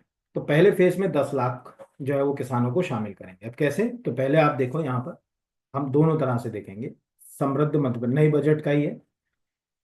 प्रधानमंत्री कृषक मित्र सूर्य योजना, बजट प्रावधान 447 करोड़, बड़ा फिगर है, अच्छा फिगर है यह। बृहद स्तर पर कृषकों को सौर ऊर्जा पंप दिए जाने का लक्ष्य। प्रथम चरण में 10 लाख किसानों को इसमें शामिल किया जाएगा। ये योजना एग्जैक्टली क्या है कि इंपॉर्टेंट योजना इसलिए क्योंकि गवर्नमेंट ऑफ इंडिया इस पे काम करे। प्रधानमंत्री, देखो पहले तो मैं इस योजना के बारे में बता दूं, ये आप यहाँ से चले गए, है ना। इस योजना को आप पहले यहाँ देख, ये हम चले गए। अब ये आपको दिख रहा है कि नई शुरू की गई प्रधानमंत्री कृषक योजना के तहत किसानों को सोलर पंप उपलब्ध कराने के लिए 400 प्रावधान किया गया। ये तो वही आ गया यहाँ पर अभी जो अब जो है, इसमें बिजली वगैरह भी जो है वो। अब ये बजट में एक तो सरकार ने ये बात करी, इसके पहले भी भारत सरकार जो है वो अगर कहा जाए इस योजना के ऊपर चर्चा कर चुकी है, और मध्य प्रदेश सरकार। जैसे ये एनडीटीवी का आर्टिकल, अब आपको जो एनडीटीवी के आर्टिकल में दिख रहा है, इस आर्टिकल को हम थोड़ा सा रीड करें तो हमको दो क्वेश्चन लिंक करे हुए हैं। 5 से 10% मार्जिन मनी मिल जाएगा सोलर पंप। मोहन सरकार ने पीएम कृषक के लिए बड़ा फैसला, है ना। तो पीएम कुसुम योजना के तहत केंद्र सरकार किसानों को, अभी मैंने बोला था कि पीएम कुसुम चल रही है सोलर पंप के लिए। अभी आपके आसपास के गांव के खेतों में आप देख लोगे पीएम कुसुम के तहत सोलर पंप लगे होंगे। अभी मैं दिखाऊंगा भी फोटो को, हाँ सर ये देखा है, लगा हुआ है, चलता ना करता, बंद पड़ा हुआ है, ठीक है, कबाड़ हो रहा है। ऐसे बहुत सारे आपने देखे होंगे, ऐसे पंप ये लगे हुए हैं पैनल, पर ये रिजल्ट तक बहुत ज्यादा नहीं पहुंच पाई। योजनाओं को बनाते समय बहुत सारी चीजें देखना पड़ती है ना। तो इसमें ये जो प्रेस रिलीज है, इसमें सरकार पहले ही बात कर चुकी है कि भाई हम क्या करेंगे।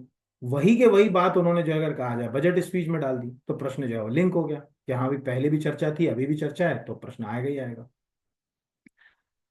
अब अगला है, मध्य प्रदेश के सकल राज्य घरेलू उत्पाद में कितने प्रतिशत का राजकोषीय घाटा। ये प्रश्न जो है वो इम्पोर्टेंट। ठीक है, ये प्रश्न जो है वो हमारे लिए इंपॉर्टेंट है। तो पहला तो है, यहाँ पर ये पॉइंट्स लिखे हुए हैं, 4.66 इसका आंसर है। अब होना तो वैसे चाहिए 3.5% तक। देखो पहले तो तीन तरह के बजट घाटे होते हैं। प्राइमरी, ठीक है, यानी प्राथमिक जो है वो बजट घाटा। उसके बाद होता है रेवेन्यू डेफिसिट, मतलब जो है वो राजस्व बजट घाटा।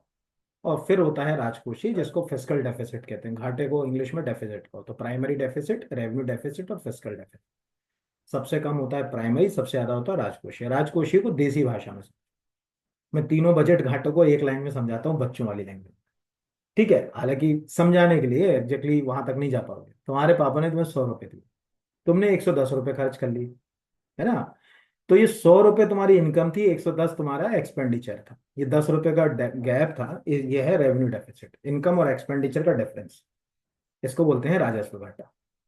अब वो जो तुमने 110 रुपए खर्च किए, उसमें से कुछ तुमने इंटरेस्ट के ऊपर खर्च किया कि यार पापा ऑलरेडी मैंने गाड़ी ले रखी है, उस पर मेरे 60 रुपए का वो जाता है ईएमआई। तो सपोज इंटरेस्ट पे तुम 3 रुपए खर्च कर रहे हो, तो वो तुम्हारा घाटा नहीं है, नुकसान नहीं माना जाएगा। नुकसान तुम्हारा कितना हो गया, अब 10 रुपए में से तीन वो घट गए इंटरेस्ट वाले, तो बचे कितने, 7 रुपए। तो तुम कहोगे कि मेरा एक्चुअल घाटा तो पापा 7 रुपए का। तो प्राइमरी डेफिसिट, वो इंटरेस्ट पेमेंट को अगर मैं हटा दूं, तो एक्चुअल जो बजट घाटा आता है वो आता है प्राइमरी। तो तीसरा आता है फिस्कल डेफिसिट, देसी भाषा में समझे फिस्कल डेफिसिट। तुमने अगर कहा है, सपोज मान के चलो, वो जो 10 रुपए हर साल ज्यादा खर्च करे, किससे लिए, पापा से, तो पापा के पास वो राजकोष है ना, उसमें घाटा बढ़ रहा है, राजकोषीय घाटा। तो राजकोषीय घाटा हमारा क्यों बढ़ रहा है? एक तो हम मार्केट से इतना उधार ले रहे हैं कि आप सोचें, और जो मार्केट से उधार लिया जाता है वो दो ही तरह से खर्च होता है। एक तो इंटरेस्ट पेमेंट पे सबसे ज्यादा जाता है, दूसरा कि उसकी पूर्ति के लिए सरकार क्या करती है। अब इंटरेस्ट पेमेंट करेगी कहाँ, सरकार हमारे और आपके ऊपर क्या बढ़ाती है, टैक्स। तो तेरा तुझको अर्पण, क्या लागे मेरा।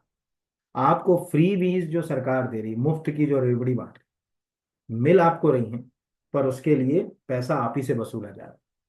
ज्यादा टैक्स लगाए जा रहे हैं, हमारे यहाँ पेट्रोल डीजल के ऊपर टैक्स ज्यादा है, अदर सर्विसेज पे टैक्स ज्यादा है, मजबूरी है। तो धीरे धीरे अगर हम ये जो मुफ्त की रेवड़ी वाली योजनाएं हैं, जिनका निष्पादन या परफॉर्मेंस ना के बराबर होता है, उनको खत्म कर दें, तो कहीं ना कहीं बजट घाटा भी कम होगा। और जो बर्डन है टैक्स का, ठीक है, मतलब कंज्यूमर्स के ऊपर या सिटीजन्स के ऊपर या नागरिकों के ऊपर, जो भी हम कहना चाहें, वो भी जो अगर कहा जाए कम हो जाएगा।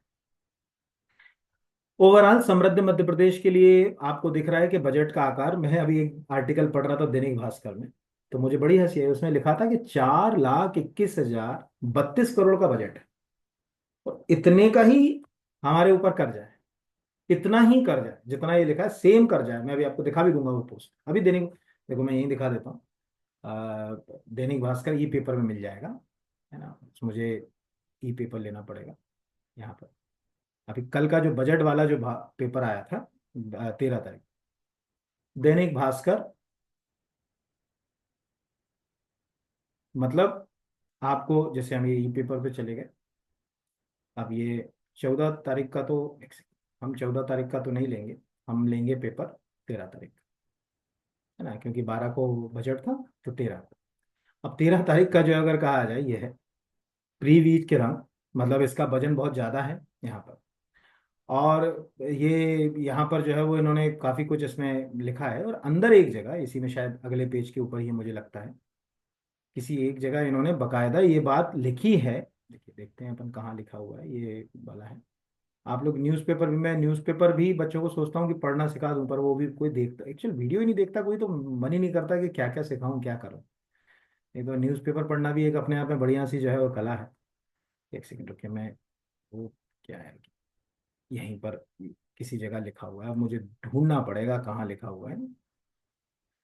तो इसमें अब एक तो क्या है कि वो छोटे अक्षर में, ठीक है, मैं अलग से नेक्स्ट वाले में जो है वो उसका स्क्रीनशॉट लगवा दूंगा।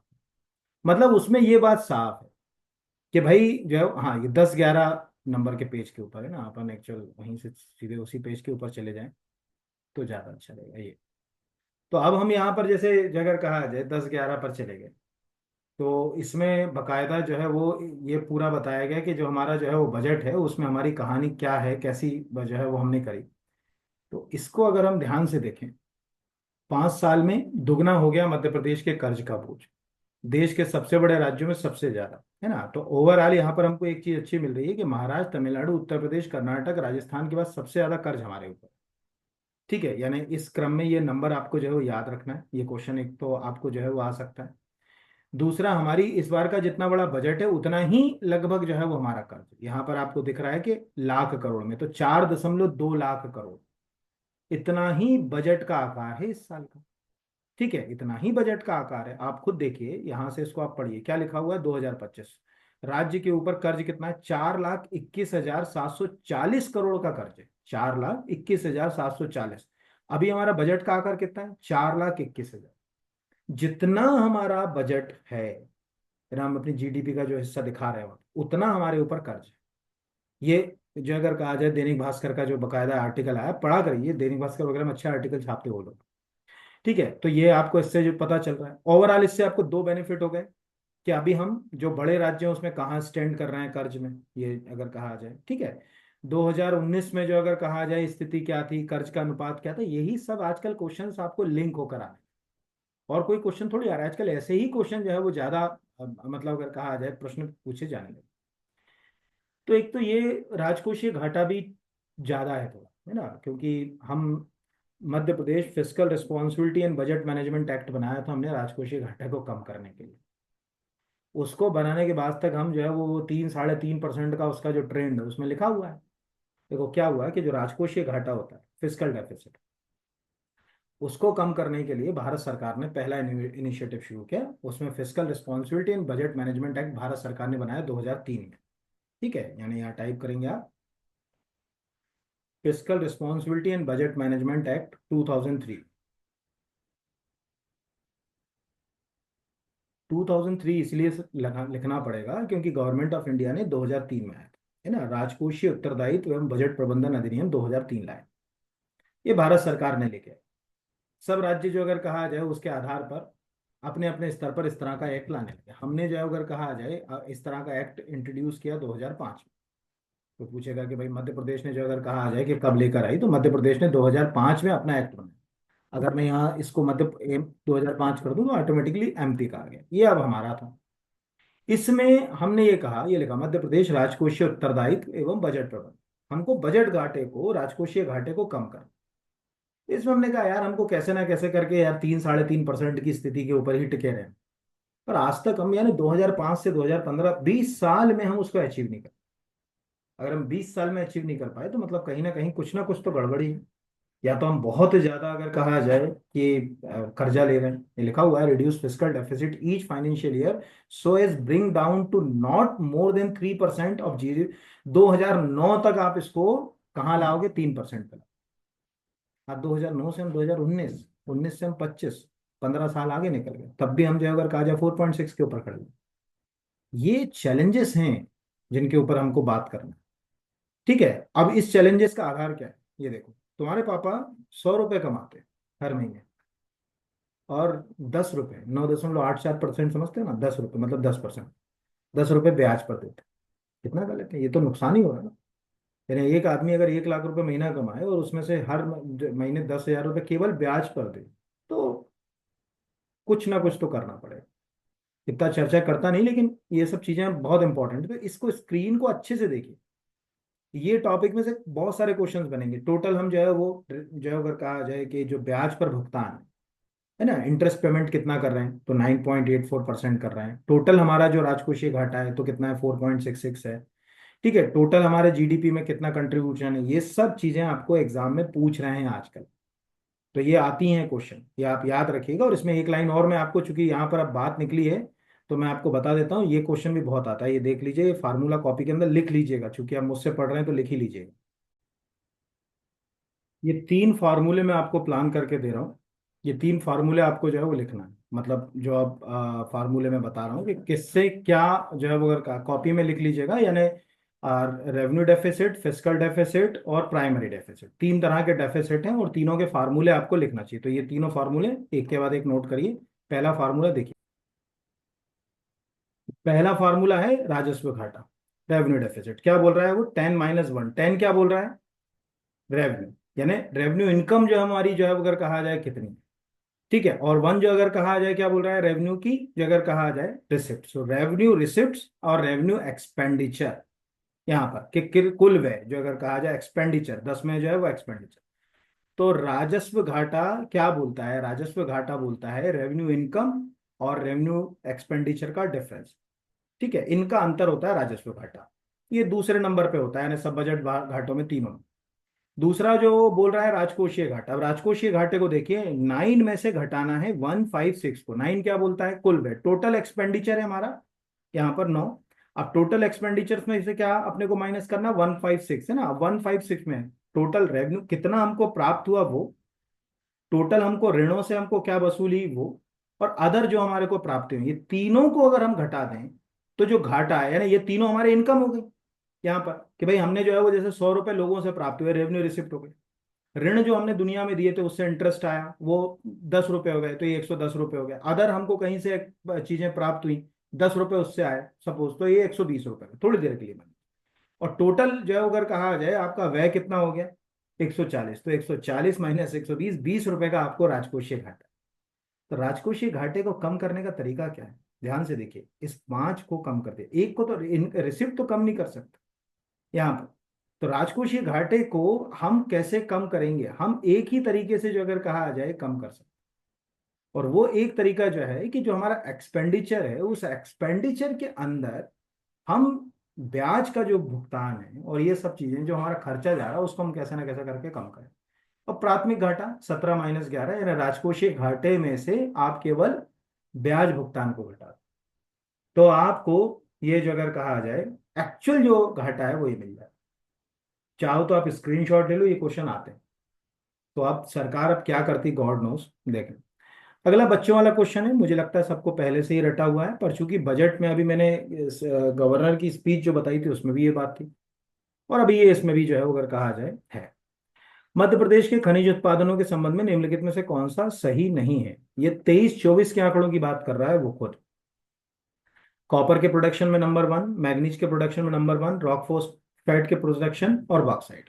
बॉक्साइट में हम नंबर 5 पे नहीं, है ना। क्यों? तो यहां पर हम देखें कि कॉपर में, मैग्नीज में हम नंबर 1, रॉक फॉस्फेट और चूना पत्थर में हम दूसरे नंबर पे हैं, कोयले में हम चौथे नंबर पे हैं, आयरन और बॉक्साइट में हम 6वें नंबर पे हैं। खुद बजट स्पीच का 168 बिंदु है। जब आप मुख्यमंत्री मतलब जो है वो अगर कहा जाए वित्त मंत्री जी की बजट स्पीच पढ़ेंगे, तो उसके अंदर बकायदा उन्होंने इस बात को बोला है कि भाई हम कहाँ कितना जो है वो हमको चीजें प्राप्त हो रही हैं, क्या हो रहा है, वो सब इसके अंदर जो है वो डला हुआ है। कोई क्वेश्चन नहीं, बहुत बड़ी बजट स्पीच है, अभी तो एक लेक्चर और आपके लिए तैयार करना पड़ेगा, ऐसे एक लेक्चर में काम चलेगा नहीं। अगला आता है मध्य प्रदेश के चाइल्ड बजट, ये भी इंपॉर्टेंट क्वेश्चन। मध्य प्रदेश के चाइल्ड बजट के संबंध में कौन सा कथन असत्य? प्रथम बार 2022-23 में चाइल्ड बजट प्रस्तुत किया गया, बिल्कुल सही। चाइल्ड बजट में 18 वर्ष से कम आयु वर्ग के लोगों को शामिल किया जाता, बिल्कुल सही। 18 से कम, 18 वर्ष तक नहीं, 18 से कम, यानी 18 तक पहुंच जाओ आप। चाइल्ड बजट में बच्चों के विकास से जुड़ी प्रत्यक्ष और अप्रत्यक्ष, डायरेक्ट, जिसमें सीधे चाइल्ड वर्ड आ रहा वो डायरेक्ट हो गया। इनडायरेक्ट मतलब सपोज आईसीडीएस की कोई योजना है, अब गर्भवती महिला के लिए अगर मान के चलिए आप पूरा पोषण की बात करें, उसमें भी चाइल्ड है ना, बट वो इनडायरेक्ट योजना है। और केवल 100% बच्चों से संबंधित योजनाओं को ही बाल बजट में शामिल किया जाए, ये गलत है, इसका डी। अब क्यों गलत है? पहले तो देखिए, बजट स्पीच के अंदर अगर हम यहाँ पर इसको ओरिजिनल जो है वो इसके उस पर जाएं, एक सेकंड में इसको दिखाता हूँ आपको, एक सेकंड में होल्ड करिए, इसका वो अटैच करवाना भूल गया, तो मुझे जो है वो अगर कहा जाए चाइल्ड बजट वाला खोलना पड़ेगा आपके लिए। यहीं से खोल लेता हूँ, बजट 2025 में, इसमें child budget, gender budget, child budget, original से ही बता रहा हूँ आपको, है ना। अगर आप इसको ध्यान से देखें ना, तो इसमें पूरा आंसर लिखा। तो पहला लिखा हुआ है कि वर्ष 2022-23 में मतलब प्रथम बार चाइल्ड बजट प्रस्तुत किया गया। यूनिसेफ गाइडलाइन एवं परिभाषा के अनुसार 18 वर्ष से कम आयु वर्ग के समूह को चाइल्ड माना जाता है। ये एक पहली चीज हो गई। अब वो ये बोल रहा है कि हमने इसमें दो तरह से योजनाओं को लिंक किया, बाकी तो आप चाइल्ड बजट के ऊपर इतना स्क्रीनशॉट ले सकते। पहला वो बोल रहा है कि श्रेणी वन, यानी ऐसी सभी योजनाएं जो 100% बच्चों से जुड़ी, कोई भी अगर कहा जाए बच्चों से जुड़ी हुई, अगर कहा जाए मुख्यमंत्री बाल आरोग्य योजना है तो 100% बच्चा उसमें दिख रहा है, 100%। दूसरी ऐसी योजनाएं जिनमें डायरेक्ट बच्चे नहीं, जैसे मैंने कहा ना कि आंगनवाड़ियों में जो है वो अगर कहा जाए कोई योजना हमने शुरू करी, उन योजनाओं में ऐसी योजनाएं जिसमें 30% जो अगर कहा जाए कम से कम 30% बच्चों से संबंधित बात है, उसको हम चाइल्ड बजट की डेफिनेशन में रखेंगे। अन्य डिपार्टमेंट की योजनाएं भी आ सकती हैं। इसीलिए वो क्वेश्चन का आंसर ये गलत हुआ, तो क्यों हुआ आपको समझ पड़ गया होगा कि केवल 100% नहीं, दो कैटेगरी, 100% वाली भी कैटेगरी और एक एक जो है अगर कहा जाए 30% से ज्यादा वाली। फिर अगले क्वेश्चन के ऊपर आते हैं। विकसित मध्य प्रदेश 2047 विजन डॉक्यूमेंट के अनुसार 2047 तक मध्य प्रदेश का सकल घरेलू उत्पाद निम्न में से कितना होने का लक्ष्य। क्वेश्चन बहुत गलत होगा, क्योंकि अभी प्रधानमंत्री जी 5 ट्रिलियन इकोनॉमी की बात कर रहे हैं। ठीक है, इंडिया बिकम 5 ट्रिलियन इकोनॉमी। हम कंफ्यूज हो गए कि कहीं पता चले हम जब इंडिया 5 ट्रिलियन है तो हम कब होंगे। तो हम चाह रहे हैं कि हम 2 ट्रिलियन इकोनॉमी बने। ठीक है, और ये बजट भाषण के अंदर बात है। तो अगर हम यहाँ बजट भाषण को देखें तो इसमें क्या लिख रहे हैं कि माननीय प्रधानमंत्री श्री नरेंद्र मोदी ने वर्ष 2047 तक देश के को विकसित राष्ट्र बनाने का निर्णय लिया। अब भारत विकसित राष्ट्र बनेगा तो विकसित मध्य प्रदेश भी होगा। ठीक है, यहाँ पर मेड इन इंडिया है तो मेड इन मध्य प्रदेश भी की भी बात हो रही है। इसमें वो बोल रहे हैं कि 2000, ये याद रखिएगा क्वेश्चन आएगा कि 2047 तक राज्य का सकल घरेलू उत्पाद यानी जो जीडीपी है वो $2 ट्रिलियन लाना है, यानी 250 लाख करोड़ तक पहुंचाना। हालांकि बड़ा फिगर है, यहाँ पर अभी हम बहुत पीछे हैं। दूसरा कि इसी तरह प्रति व्यक्ति जो वार्षिक आय है, आज हमारी प्रति व्यक्ति वार्षिक आय अगर 1,42,000 रुपये, पुराने आंकड़े को बता रहा है वो, अभी तो बढ़ा दी हमने, वो 22,35,000 तक, यानी 2047 में आप में से हर एक जो मुझे सुन रहा है उसकी वार्षिक जो आय होगी 22,35,000 रुपये। हालांकि खर्चे भी तब ज्यादा होंगे। तो ये है। तो इस तरह से हम ये भी समझ सकते हैं कि 2047 तक मध्य प्रदेश में प्रति व्यक्ति आय कितनी जाना चाहिए। ये पढ़ा नहीं है तो तुक्का लगेगा ही नहीं, क्योंकि कभी तुक्के तक जा ही नहीं सकते ऐसे फिगर में। दूसरा कि $2 ट्रिलियन तक लाना है, ये हो गया। तीसरा कि वर्ष 2025-26 के लिए प्रस्तुत किए जा रहे बजट का आकार वर्ष 2024-25 के बजट की तुलना में 15% बढ़ गया। कि तीनों पॉइंट एग्जाम में कितना प्रतिशत बढ़ा, 2047 का क्या लक्ष्य, इनमें से कोई भी क्वेश्चन एग्जाम में पूछा जा सकता। फिर अगला है मध्य प्रदेश में बजट 2025-26 में किस क्षेत्र में सबसे अधिक राशि स्वीकृत की गई। अधोसंरचना, कृषि, सामाजिक, नगरीय। अब ध्यान समझिएगा, अगर सामाजिक क्षेत्र खाली लिखा होता है तो सबसे ज्यादा राशि सामाजिक क्षेत्र ही आंसर होता, अगर खाली लिखा होता तो। पर चूंकि उसने, मैंने मतलब मैंने जो लिखा, मैंने शिक्षा लिख दिया कोष्टक में, तो इसका आंसर हो गया इंफ्रास्ट्रक्चर। अब ध्यान से देखो इस ओरिजिनल पेपर, अगर हम टेक्निकली अधोसंरचना की बात करें तो 70,000 करोड़ रुपए का प्रावधान है, 70,515 करोड़ का। कृषि क्षेत्र में दिख रहा है 39,000 करोड़ का। लेकिन सामाजिक क्षेत्र को उसने कई हिस्सों में डिवाइड किया। जैसे सामाजिक क्षेत्र स्वास्थ्य एवं महिला, उसके लिए उसने बात कर दी कि भाई 50,000 करोड़। सामाजिक क्षेत्र शिक्षा, तो उसमें बात कर दी 44,000 करोड़। सामाजिक क्षेत्र SC ST OBC, उसके लिए बात कर दी 23,000 करोड़। तो अगर हम 3950, यानी अगर हम केवल और केवल इन तीन, मतलब आपसे अगर वो इन तीनों को मिलाकर बात कर, तो सबसे ज्यादा नंबर 1 पर जो है वो क्या होगा। ठीक है, सामाजिक क्षेत्र ये नंबर 1 पर होगा हमेशा, इन अगर वो तीनों को मिलाकर बात करता है।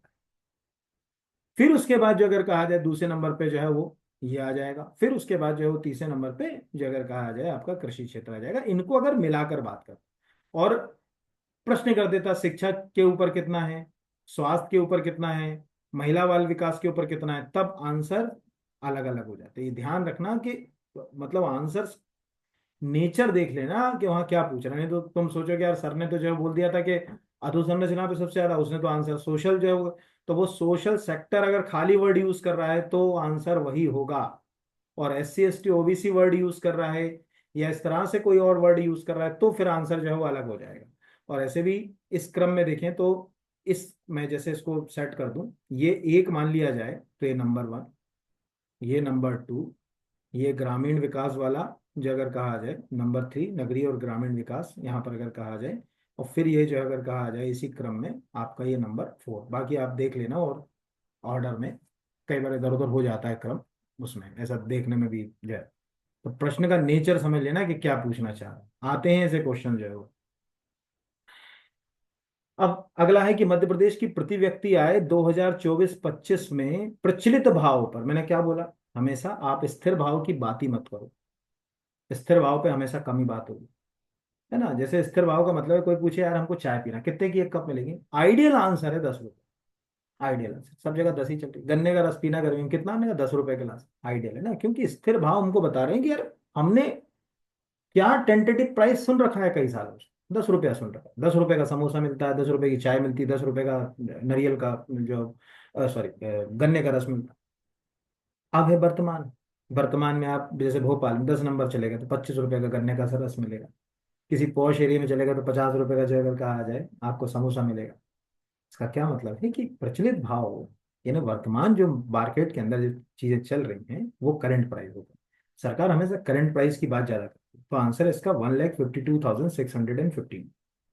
तो ये याद रखिएगा, ये आपको क्वेश्चन एग्जाम में आ सकता है कि मध्य प्रदेश में प्रति व्यक्ति आय 2024-25 में प्रचलित भाव पर 1,52,615 हो गई, स्थिर भाव पर 2024-25 में यहाँ पर। तो आप सोचो, आपके पापा से कोई पूछे कितना कमाता है लड़का साल में, मुझे अगर कहा, एक एक स्थिर भाव पर आपके पापा बोले 70,000, एक एक 1 लाख, तो क्या बोलेंगे, अरे 1,52,000 कमाता है भाई, थोड़ी बोलेंगे जो अगर कहा जाए 70,000। तो सरकार भी हमेशा क्या चीज बोलेगी, पेपर सेटर को कहेगी कि भाई ये चीज बोलने को कहो, ये चीज याद करना है आपको, स्टूडेंट को भी याद होना चाहिए ये चीज। हालांकि फिगर तो आपको सब याद रखना चाहिए धीरे धीरे करके, बट प्रश्न का नेचर तक जाने की कोशिश कर रहे हैं हम, क्या जो अगर कहा जाए कैसे प्रश्न के नेचर तक जाए, है ना। तो जो एक बेसिक सी बात है हमको ये समझ पड़ा यहाँ कि राजकोषीय घाटे की स्थिति जो है वो क्या रही यहाँ पर। अगला है मध्य प्रदेश स्टार्टअप नीति 2025 के तहत कितने स्टार्टअप स्थापित होने के, अभी हमने 18 जो है वो पॉलिसीज लेकर आए, टोटल उनके डॉक्यूमेंट तो 19 है, लेकिन वो हर जगह 18 पॉलिसीज की बात करते हैं। How many startup are expected to be establish under Madhya Pradesh startup policy, most IMP question. आप पीएससी मेंस में एंटरप्रेन्योरशिप का कोई क्वेश्चन नहीं करें, आप लिखिए कि मध्य प्रदेश सरकार के द्वारा वर्ष 2025 में स्टार्टअप पॉलिसी बनाएंगे, इस स्टार्टअप पॉलिसी के तहत 10,000 नए।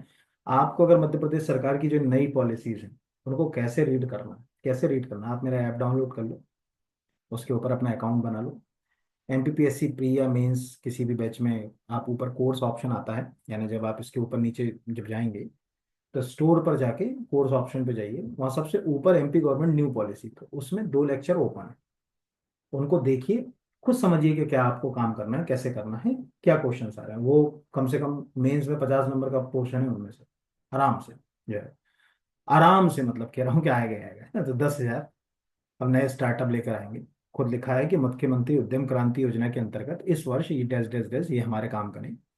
हमारी सरकार ने स्टार्टअप नीति 2025 लागू की है, इसके अंतर्गत 10,000 नए स्टार्टअप स्थापित किए जाएंगे।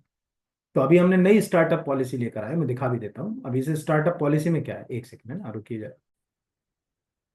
अभी हमने जो है वो ये स्टार्टअप पॉलिसी लेकर आए, मध्य प्रदेश स्टार्टअप पॉलिसी। इस पॉलिसी में ये साफ है कि भाई हमको स्टार्टअप को बढ़ाकर रिन्यूअल, सॉरी, जो सेल्फ एम्प्लॉयमेंट है उसको जो है वो आगे।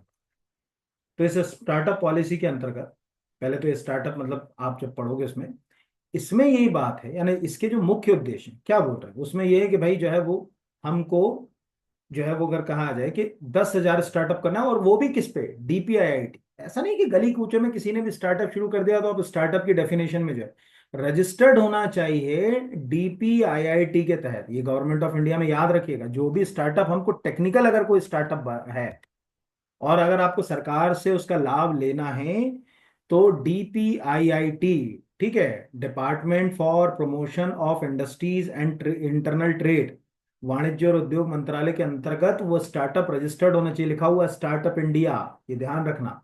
उसमें वो बोल रहे हैं कि यार अब हम इस पॉलिसी में 10,000 तक ले जाएंगे। एग्रीकल्चर जो सेक्टर है उसमें नए स्टार्टअप लाएंगे 100 से ज्यादा, राज्य में उत्पाद यानी प्रोडक्ट बेस्ड स्टार्टअप को आगे बढ़ाएंगे, इंक्यूबेशन सेंटर लाएंगे। ये भी एक लाइन में बता देता हूँ कि भाई आपने स्टार्टअप तो शुरू कर दिया, बहुत लोगों को इंक्यूबेशन सेंटर की मीनिंग नहीं मालूम। तो स्टार्टअप शुरू कर दिया, अब स्टार्टअप किसी ने कह दिया करने का क्या करना है, अरे एक काम करो, पापड़ का जो अगर कहा जाए अपन व्यवसाय शुरू कर, लगा लिया स्टार्ट। अब स्टार्टअप लगाने का पहला चैलेंज आए, मार्केटिंग कैसे करें, है ना। दूसरा चैलेंज आया कि हमको अब और फंड की जरूरत है, तो फंड कहाँ से मिलेगा। तीसरा चैलेंज आया कि इसको रजिस्टर्ड कराना है फूड सेफ्टी अथॉरिटी से, कैसे कराएं। कई सारे चैलेंजेस स्टार्टअप लगाने के बाद फेस होते हैं, जिसके कारण मोस्टली स्टार्टअप जो अगर कहा जाए वेंटिलेटर पे चले जाते हैं या बंद हो जाते हैं। 100 में से 90 से 95% स्टार्टअप ऐसे ही बंद हो रहे हैं।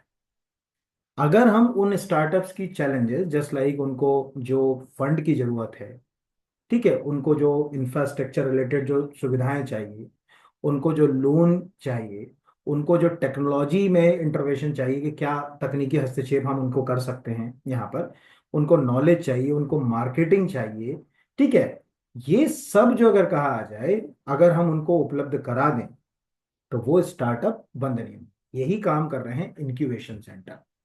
तो ये तो मैंने एक रफली आपको समझाने के लिए बता दिया। और मेरे साथ प्रॉब्लम क्या है ना कि मैं पढ़ाते समय अधजल गगरी टाइप पढ़ा नहीं पाता। जैसे बच्चे सोचते हैं ना कि एक लाइन करा दिया तो कितने स्टार्टअप है, 10,000 हो गए, आगे बढ़।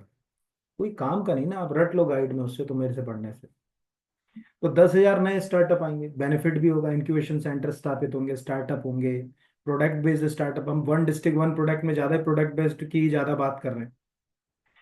फिर अगला है मध्य प्रदेश में जनजातीय वर्ग के उत्थान के लिए इनमें से कौन सी योजना संचालित नहीं की जा रही है ना। आकांक्षा योजना कर रहे हैं, एकलव्य आदर्श आवासीय योजना कर रहे हैं, आहार अनुदान योजना कर रहे हैं, सावित्री बाई फुले स्वरोजगार समूह स्व सहायता समूह योजना नहीं कर रहे हैं। ये अनुसूचित जाति से संबंधित है। तो दिख रहा होगा, अनुसूचित जाति वर्ग के युवाओं को स्वरोजगार हेतु संत रविदास स्वरोजगार योजना, डॉक्टर भीमराव अंबेडकर आर्थिक कल्याण योजना, सावित्री बाई फुले स्व सहायता समूह योजना, जो बच्चे assistant professor, state forest service, state engineering service, जो है ये फूड सेफ्टी ऑफिसर, ग्रंथपाल, खेल सहायक संचालक, प्रिंसिपल क्लास 1 2, ऐसे एग्जाम प्लान कर रहे हैं जिसमें 5 मिनट वाला वो सिलेबस रट लेना ही आएगा क्वेश्चन। क्योंकि उसमें SC ST एट्रोसिटी एक्ट को भी जगह थी। तो ये अनुसूचित जाति जनजाति की योजनाओं के ऊपर तो ये प्रश्न जो है वो पूछेगा। तो बकायदा इन्होंने क्या किया, कि जो बजट स्पीच है, अगर हम बजट स्पीच पे जाएं, यहाँ से इसको बंद कर दें, हम हमारी स्टार्टअप पॉलिसी कोई काम के लिए, ये भी हमारे लिए चाइल्ड बजट भी कोई काम का नहीं।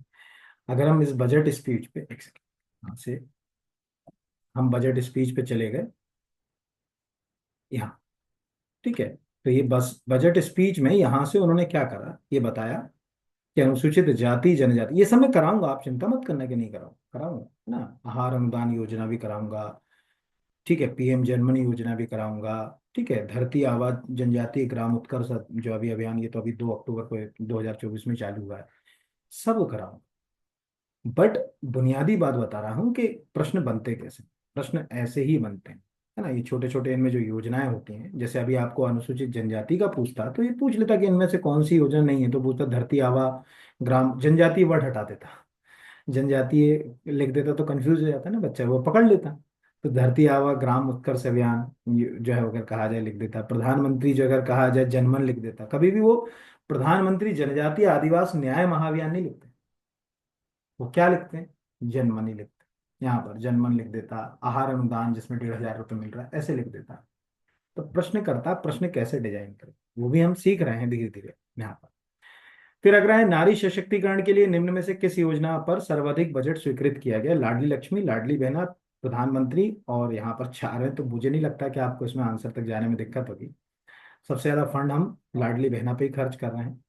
तो आपको दिख रहा होगा कि यहाँ भी लिखा हुआ है कि लाडली लक्ष्मी योजना के तहत इतना इतना, और लाडली बहना योजना वर्तमान में लाडली बहना के तहत पंजीकृत जो है वो इस योजना में 18,000 करोड़, 18,669 करोड़ का प्राप्त।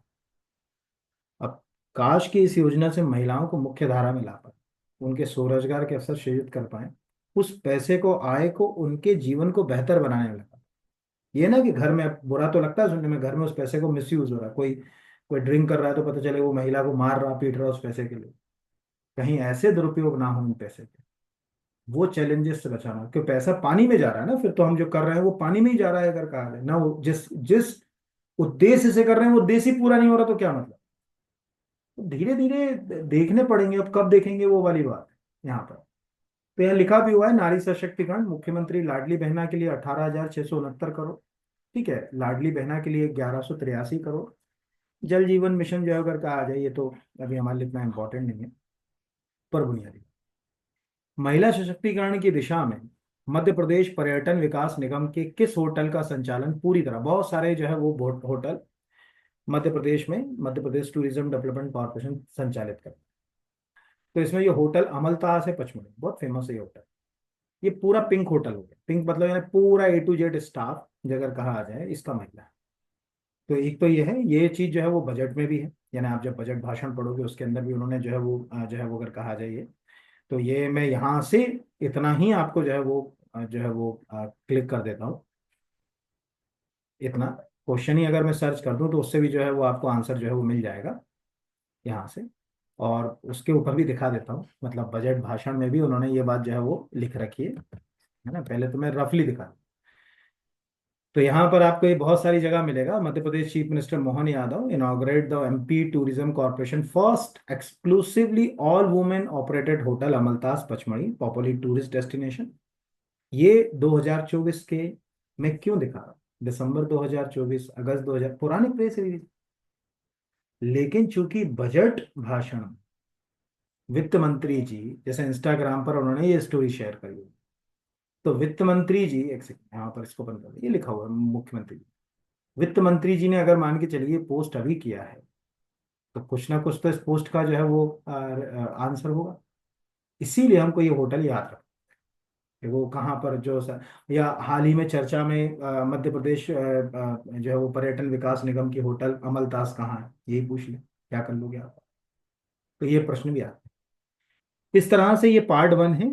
उम्मीद है आपको अच्छा ही लगा होगा कि क्या क्वेश्चंस आएंगे। कुछ मैं अब आपको रफली जो है अगर कहा जाए ट्वीट दिखा देता हूँ, 5-10, और फिर पार्ट 2 पे बात करेंगे। पार्ट 2 इसी शर्त पे है, पहले तो ईमानदारी से, मतलब अच्छा लगा हो ना तो ईमानदारी से अच्छा बड़ा कमेंट जरूर लिखना, यार कितना समझ आ रहा है ये जो है।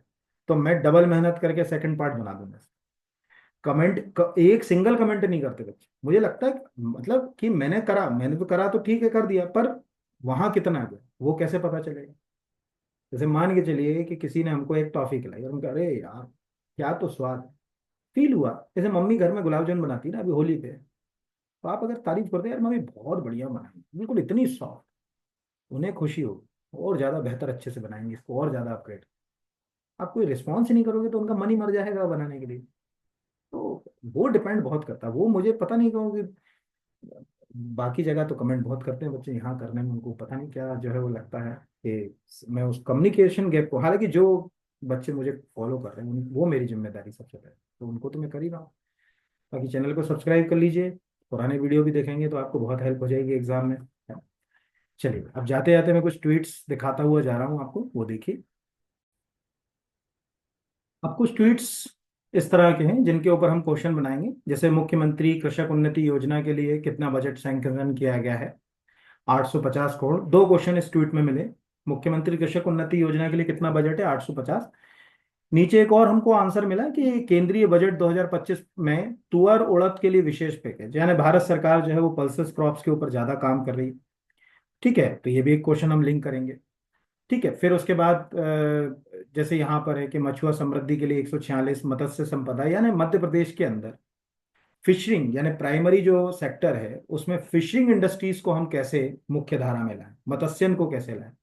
तो आपसे प्रश्न पूछा जा सकता है कि मत्स्यन से संबंधित, अभी पिछली साल मेंस में आया, आप पढ़ लेते, यही इसी ट्वीट ही पढ़ के चले जाओ तो क्वेश्चन कर। अभी कोई पिछले साल का मेंस उठा ले, आप ये लिख सकते हैं कि मध्य प्रदेश में जो है वो मत्स्यन उत्पादन को, मत्स्य कैसे लिखोगे, मध्य प्रदेश की अर्थव्यवस्था में प्राथमिक क्षेत्र से जुड़े हुए क्षेत्रों में मत्स्यन एक प्रमुख क्षेत्र है। मध्य प्रदेश अपने नदियों के जाल के लिए जाना जाता है, इसे नदियों का मायका भी कहा जाता है, इसीलिए मत्स्यन की संभावना यहाँ बहुत ज्यादा है। हाल ही के कुछ वर्षों में मत्स्यन को बढ़ावा देने के लिए मध्य प्रदेश सरकार और भारत सरकार की कई योजनाएं यहाँ संचालित हो रही हैं।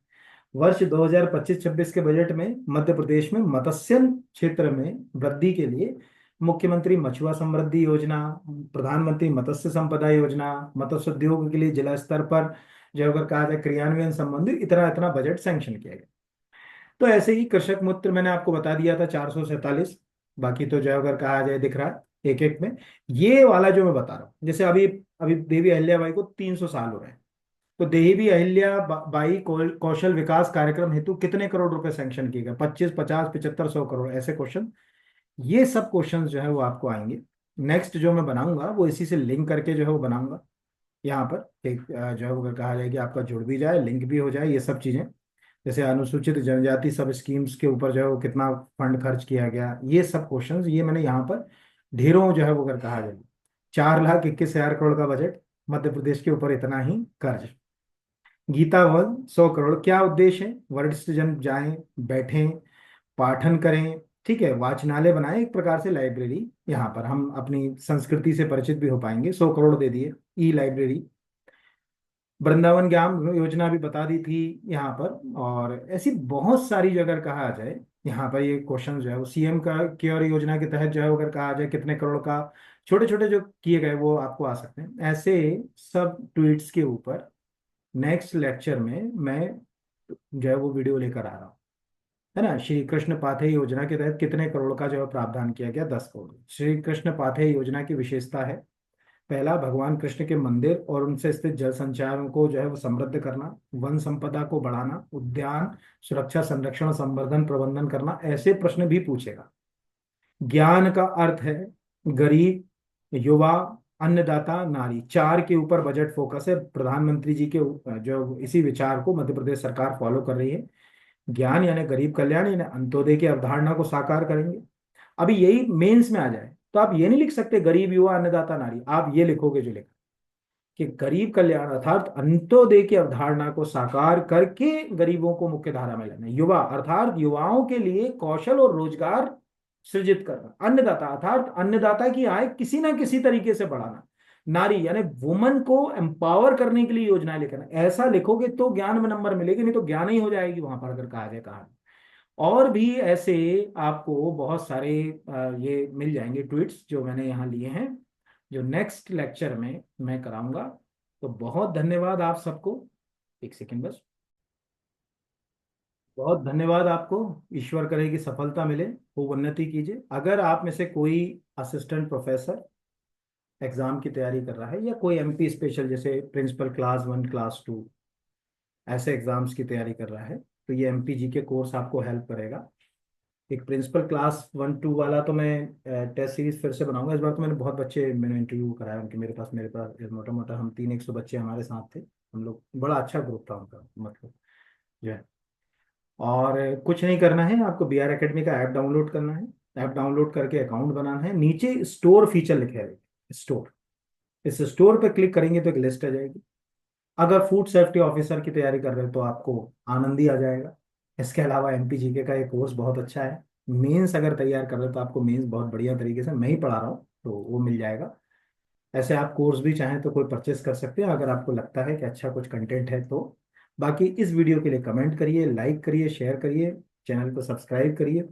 चैनल सब्सक्राइब होगा तो फील भी अच्छा आएगा। जो उत्साह इतना होता है वो सभी उत्साह की तो बहुत वो जो है वो उसमें कैटलिस्ट की बहुत जरूरत है। जीवन बिना उत्प्रेरक के काम नहीं करता, ठीक है। उत्प्रेरक की जरूरत पड़ती है और मेरे उत्प्रेरक आप हो। अब आप कैसा उत्प्रेरण का काम करोगे, क्योंकि मैं उत्प्रेरित होऊंगा तो ज्यादा से ज्यादा बेहतर कर पाऊंगा आपके लिए, है ना। तो बस यही है। धन्यवाद। ईश्वर करे कि आप सबको सफलता मिले, आपका दिन अच्छा रहे, शुभ रहे। होली की खूब शुभकामनाएं। होली के रंग आपके जीवन में नई खुशियां लाए। अगले बार बजट के समय जब चर्चा कर रहा हूँ तो आप में से नीचे ट्वीट में आए कि सर इस बार पीएससी का फाइनल निकल गया, इस बार फलाने एग्जाम में क्वालिफाइड हो गया, इस बार ये एग्जाम निकल चुका है, यहाँ पर पहुंच चुका हूँ।